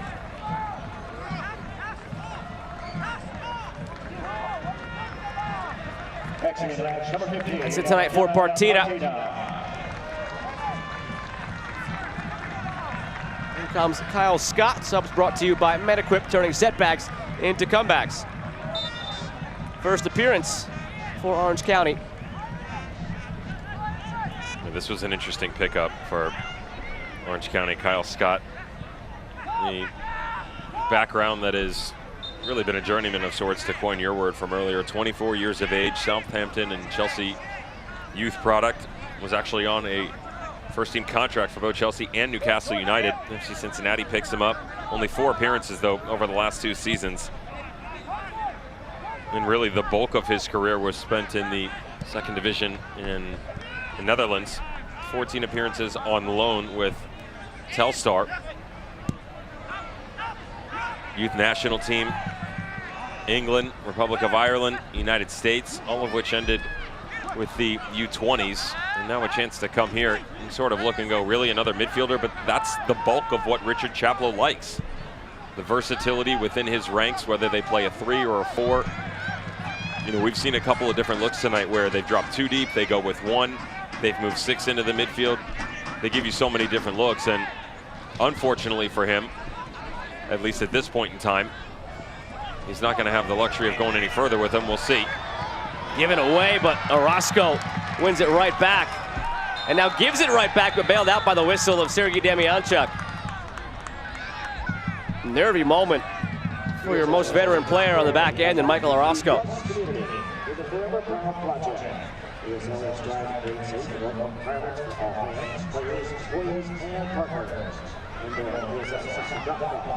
Aiden Quinn was trying to get this back on his left foot to drag them back to the inside, and it's one of those situations where you'd like to hit it with your right if you can.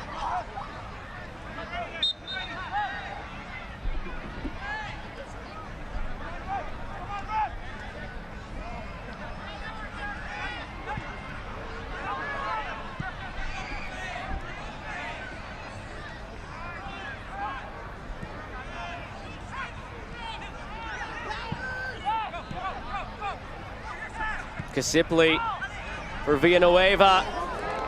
Striding ahead, Torres.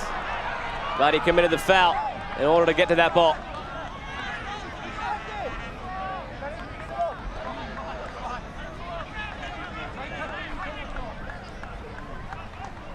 It's a very quiet 9 goals from Cubo Torres this season, considering the 18 that we have from Alaski.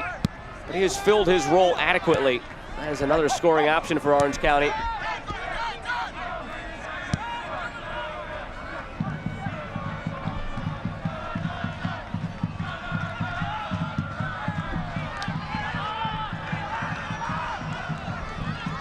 Musa tracking it.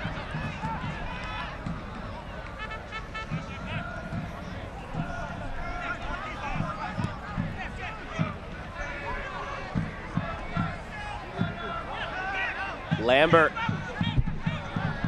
bides his time, no avenues open, plays simple instead. Out to the left side. Now something on for Phoenix.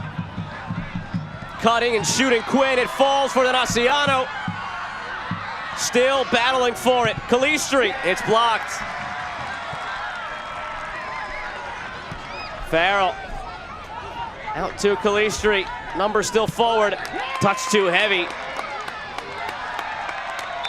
And a foul called in the end against Calistri. How's he not hit this thing first time if you're Donaciano? You wonder if it's the spin that throws him a curve. But as it popped back up here, it looked like he could step right into the path of the ball. You know, finally you find the strength in numbers. There's the little cut in by Arturo Rodriguez. And watch it pop up here. Right there. Why not just hit it right out of midair? You don't need to take it off your chest, and you shouldn't even be able to have the time to do so. They close it down, and so does the opportunity.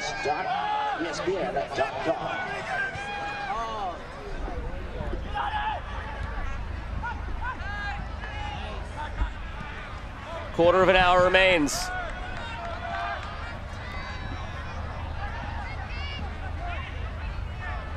With every passing moment, we get closer and closer to the stage of the match in which all hearts will be in throats for Orange County fans. Conditioned to it this year, but not in a good way. 4 separate matches in which they had a lead in second half stoppage time.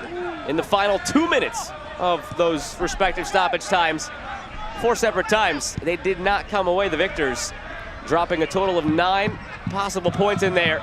Those 9 points, if they had them in the back pocket, would put them above the playoff line at today's end, if you factor in this win. So they missed those 9 points badly, and it's why we talk so highly still about Orange County as one of the, if not the best team below the playoff line. We're not talking whole games here, we're talking last few moments. Rodriguez in front, Rakowski keeps it out.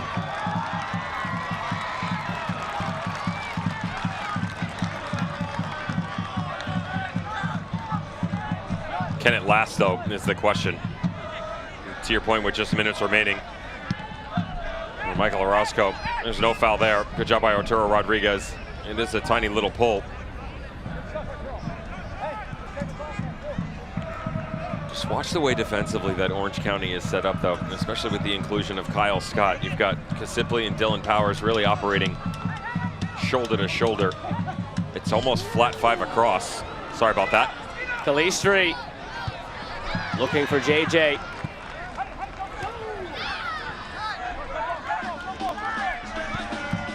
And then as they sit within the 5, Joe, you don't have anybody coming deep enough, nor is there more than one player to work off of each other. So Lambert, to no fault of his own, is basically sitting right in front of that midfield unit for Orange County. And then you've got Donaciano, who's just slid in front. Arturo Rodriguez, who's pinching off to the right-hand side. He's trying to find some space. Aiden Quinn has slid up a little bit. What I'm getting at is they're basically just right behind the back shoulder, but not enough clear separation to actually operate through. JJ Williams is coming down in. He's trying to find a way to get involved in the run of play. Not a lot of possession has gone his way here in the second half, and so you don't have the focal man to play off of. That's the spot you're looking for right there. That separation. But there are so many bodies that are congesting all of these areas, and there's not a ton of them. So when you all step into the same place, there's nowhere to go.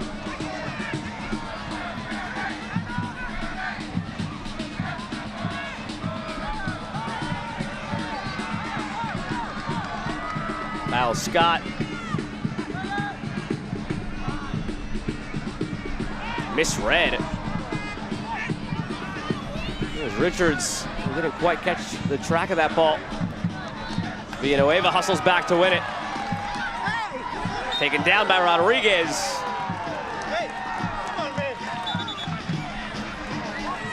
Those two exchange a passing pleasantry.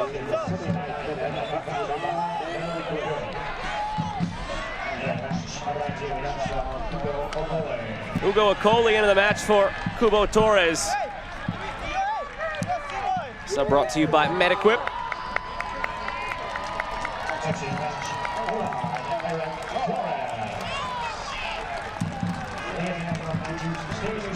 Looks now like Richard Chaplow's having a second thought.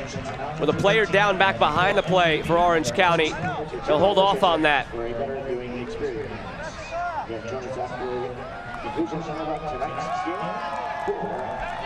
They got lucky because they hadn't handed the actual official card to the fourth official on the sideline. Once that bad boy's turned in, it's put on the board and the sub's been made. You get yourself into trouble, and that wasn't the case. And the player down behind the scenes. Are you going to change your mind if you're Richard Chaplow?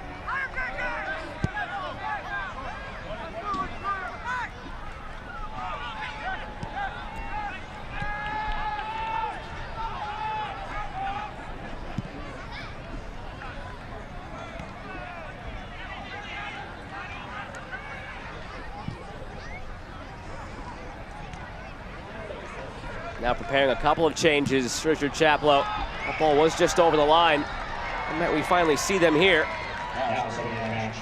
Well, after some hesitation, it is now officially Kubo Torres out and Hugo Akoli in.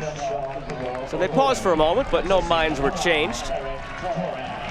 And then Tommy McCabe in for Dylan Powers. All subs brought to you by MedEquip.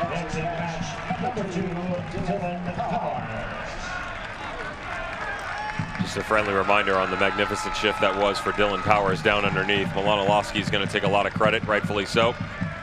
Powers plays the initial ball out. How's this little take up over the top? Go get it, son. That's a sexy ball that he splits the defense with. Olowski's still got a lot to do with it, but the vision by their leader in the midfield, Dylan Powers, not to be undone by the brilliance played through.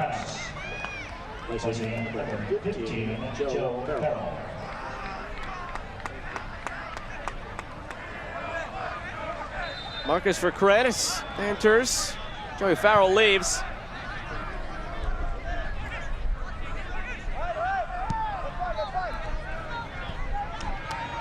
The acquisition that didn't have as much fanfare around the same time as J.J. Williams coming in, but a big acquisition nonetheless. I just hope Joey Farrell's okay.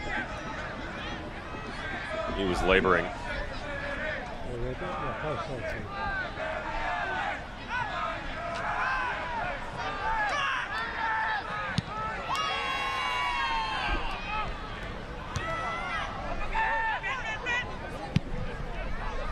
Also Greg Hurst into the match for Darnell King. As they chase the goal now.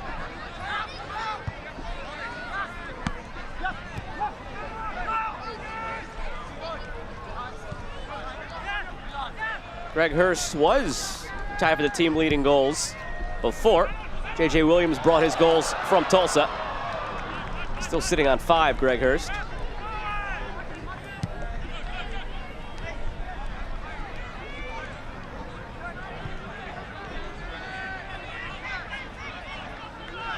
Jai for Hurst.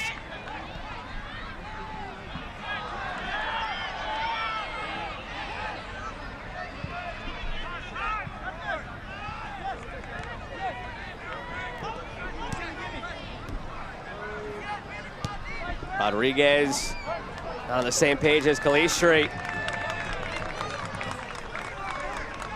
Phoenix still don't have a shot in the second half. They entered halftime, 2 shots, 1 on target, and that's where they still sit here with 83 minutes gone.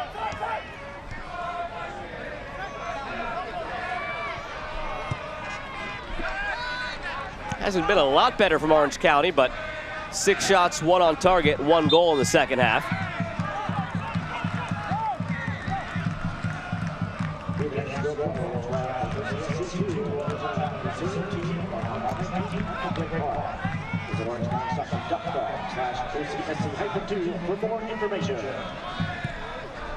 Look, this game's not over till the final whistle blows, as we know with Orange County this year, but they hold on to the 3 points, let's say that. All of a sudden, they're still just 7 points back of the playoff line. We're talking about them as a last place team coming into the day. And granted, Vegas would have a game in hand, but they'd be 7 points back. It's not undoable. It's not likely. It's a little bit improbable. It's not impossible. Talk to the Oakland Roots. They just did it last year. Absolutely. Well, you and I were talking about playoff scenarios coming into the week in general. Had the pleasure of being on the call for the Tulsa-Miami game. No handball there. FC Tulsa did it last year, right in the run that they went on. The points per game model, finding a way to squeak their way in. That's all you need here. Chip in a chair, right? It is sort of ironic that over the past couple of weeks, all of these teams are just letting all of these opportunities go by the wayside. Eventually, you're going to get someone above you who said, okay, we've had enough, and they're going to find form. I mentioned it in the first half, and then within seconds, Olaski scored, and we didn't really have a chance to touch back on it, but the Oakland Roots have had 2 weeks off. And all the while, it seemed like some other teams might pull away, but with all the draws and all the losses at and beneath the playoff line, they're still just 4 points back, though Vegas, does have the game in hand. You were afraid, if you were a Roots fan, that the likes of Los Dos and Vegas would pull away while they've been on this 2-week hiatus. Vegas has had 2 draws. Galaxy drew and lost. Phoenix will win in a draw. El Paso a loss in a draw. It's all still right there. You're really the only one that's pulled away in that argument has been Sacramento Republic. Remember, you're 2.5 weeks removed from them being the 7th team on the playoff line, with, I believe, the goal differential at that point in time was like +1 or +2. All of a sudden, a draw, 2 wins, a draw. The first draw was Phoenix Rising going into that Open Cup game. And now you're 6 points clear, sitting in 5th, with an opportunity tomorrow, depending on what New Mexico United does, to jump into 4th spot and have a home playoff game.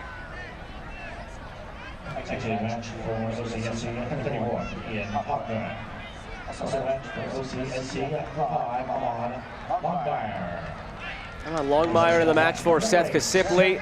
Bevy of changes to get you here from both teams.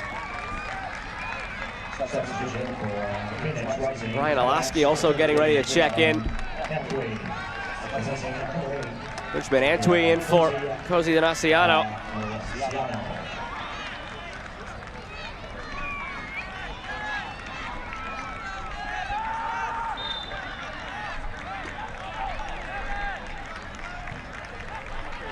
Can the cult favorite do it? Richmond Antwi. The supporters group has a lot of fanfare around the young man. And why not, with the passion that he brings to the game. This is going to bring Arturo Rodriguez down deeper.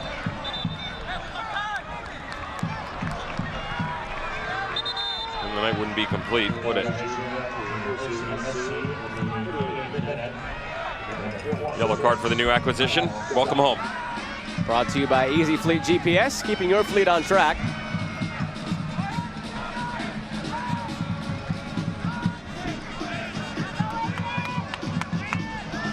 A reminder, if Antwi does it, he'd be doing it again. It was Antwi 90+4 the first time these teams met to make it 2-2. So not unprecedented.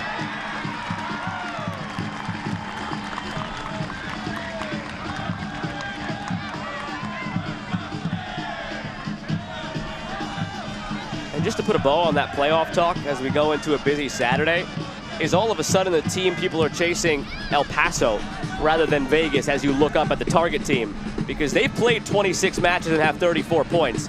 Vegas is on 33, 1 point fewer than El Paso, but they've played 23, so they have 3 games in hand on El Paso. I'm with you on that, but I will say it. This is the time of year. Now, normally I'm games in hand, big deal. This is also the time of year where once you've secured the valuables, it seems like those games in hand carry less water because there's that much more pressure.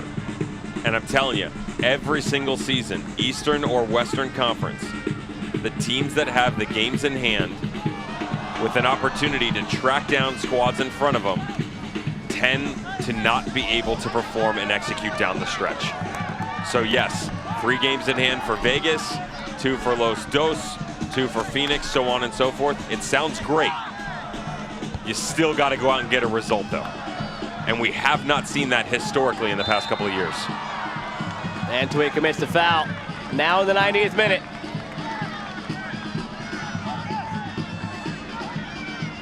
It's just been disinterested. Is that the best word to use for really the attacking unit of Phoenix Rising? Inept. That's a good word. Hibernating? It's about that time of year, right?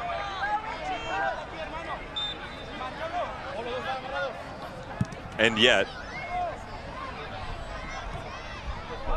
you really, until the last breath of this game is gone, you can't count them out. It's just, it's the nature of the beast that is Orange County.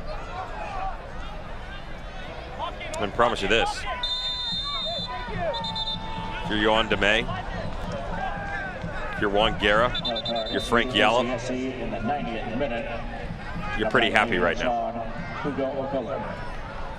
You're just looking around going, thank you once again, because it's one less team in terms of points in front of you that you have to chase down. Now you're even, or within 3, but this gap could have been 6 if it was Phoenix Rising on the winning end. It could have been 3 in front of Oakland, and instead it's just 3 for Monterey at this point in time, and you're even on points for the others.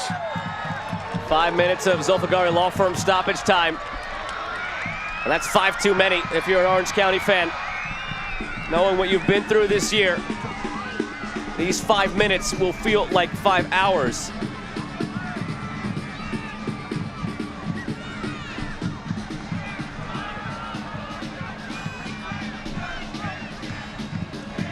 Skendi looks long, nobody home. Fans want to support Orange County and represent them. Full range of new merchandise now available. All 2022 merch includes a new star on the logo, so you can rep the USL champions. Visit OCSCshop.com. That's OCSCshop.com. You wear that merchandise a lot prouder when the team is able to secure 3 points in a match like this. And they're 4 minutes away now.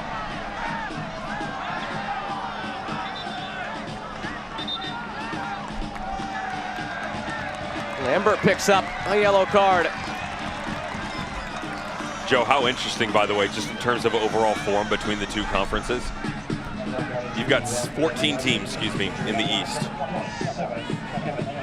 In all 14 of those teams' positions and games that they've played in, you've only got 1 draw. In every single game that they've played in the past 2. Think about that. And look at the Western Conference. 12 draws. I see what you're getting at now. For any fan at home who wants to see it for yourself, go to the USL Championship website. It's absurd. Yep, I see it now. I was wondering what you were getting at, but I've got the standings now in front of me on the USL website. They've got the green, red, and gray tiles for win, loss, and draw. In the East, a whole lot of green and red like it's Christmas time, and a whole lot of gray on the other side in the Western Conference. Now, you could argue it the other way and just say there's not as much clarity. The Western Conference is deeper, right? Or they are closer in terms of talent level.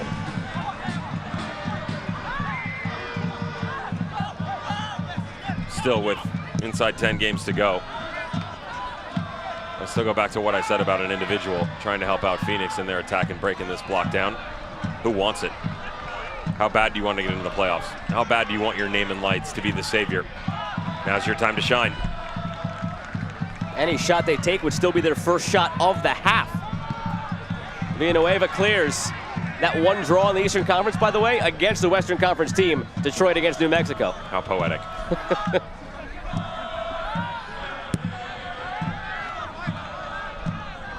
Musa. Quinn. And a late call for a foul against Scott. Set piece on the way with 90 seconds remaining.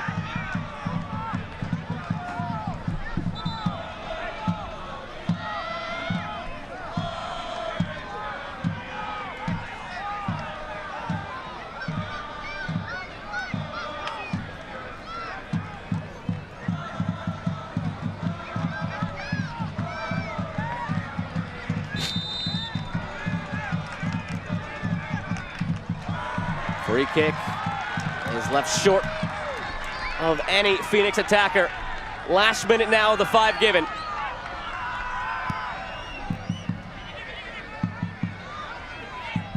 Antwi out wide, attack brewing in front. It was loose for a moment before Villanueva cleared.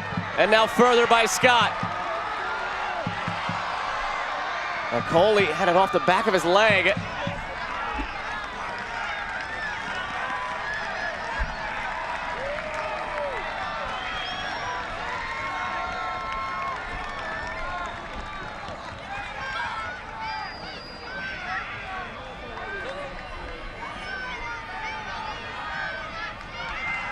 For Kranis had a chance at it.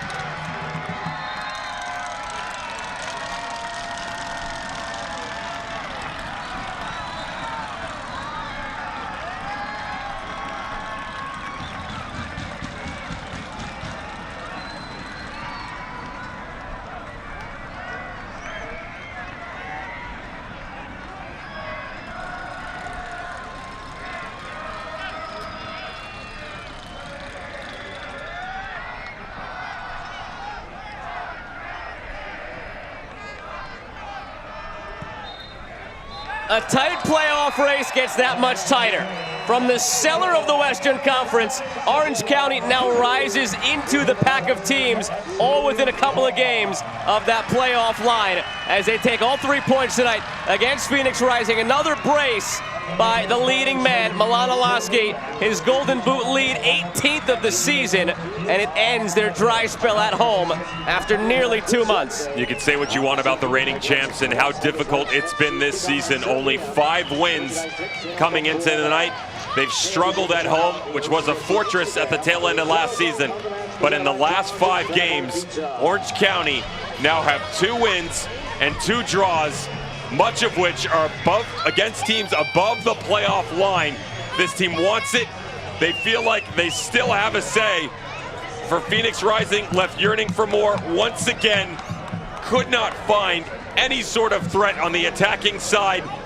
And they will go back to the drawing board to figure out a way, if there's anything left in the tank, to get them over the playoff line. Easy pick for the John's Incredible Pizza incredible play of the game. I'm still trying to wrap my head around the composure of Olaski on this one. What's better, by the way? Is it the ball or is it the finish? And I'm being serious, because I don't think people realize at home how good and how difficult that ball is from Dylan Powers. 15 yards with backspin, touched perfectly, dropped right in. Thanks for coming. I'm going to go neither. I'm going to go the touch off the chest. Oh, there you go. The touch better than the ball and the finish. Okay. No surprise who the man of the match is, brought to you by California Performance Co. 2 goals, adds up to 3 points from Milan Olaski. I said this on social media. This kid's a cheat code. It's not even a fair. Up, up, down, down, left, left, right, right, start, start. That's the Contra cheat code from back in the day in Nintendo, and I don't care that I dated myself, because this kid puts a stamp on it every single time he steps on the field. A men amongst boys, a class above the rest. 18 goals and counting for Milan Olaski. When we come back in a moment to wrap it up from Irvine, all of a sudden, Orange County in the playoff mix. Phoenix, of course, still in it. In a game they had to have, they didn't come away with it, but they are not dead by any means. We put a bow on it in a moment here on ESPN+.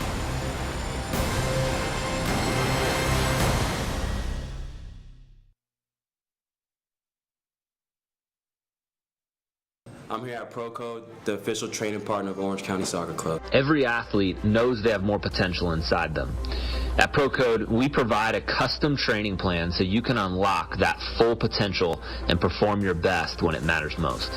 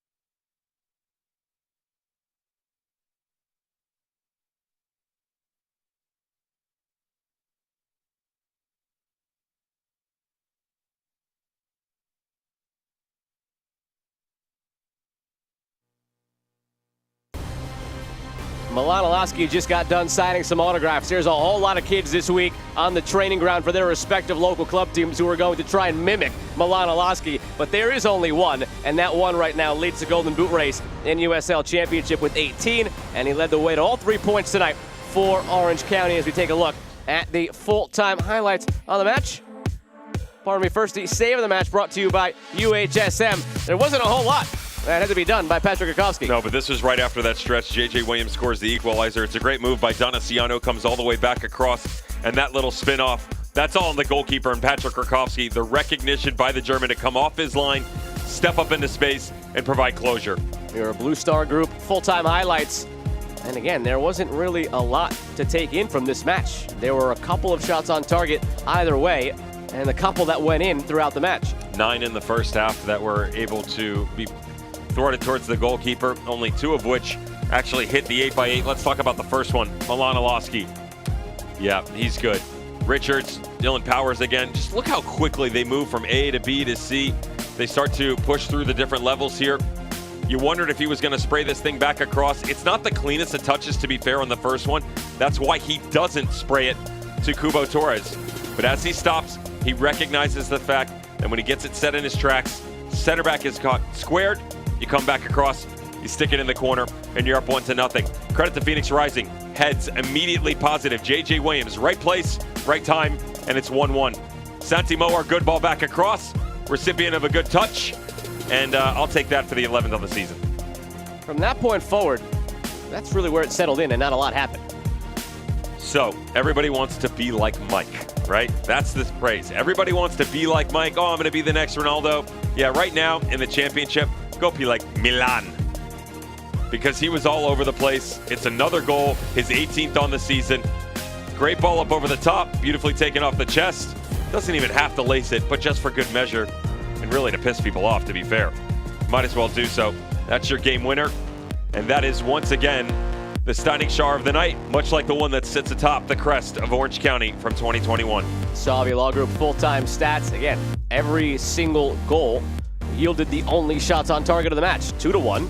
Fireworks, they were in short order for the entire match. Plenty after the match now as the fans get to enjoy it. Milan brought his own, and it adds up to 3 points. 3 vital points right now as they try to stay alive. Still 2 wins in 12. And how do you find a way if you're Phoenix Rising to get through this?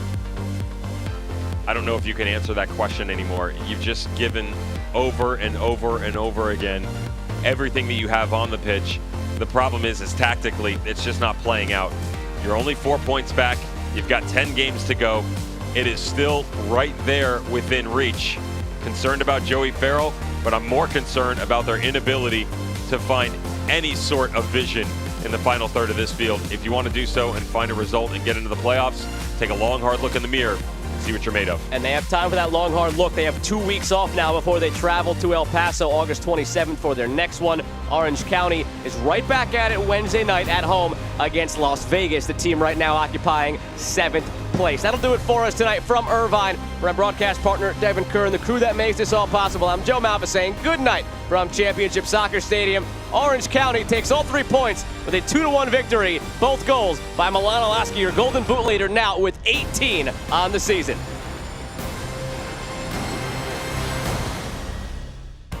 This copyrighted telecast of the United Soccer League Championship cannot be retransmitted, rebroadcast, or reproduced without the expressed written consent of the United Soccer League Championship.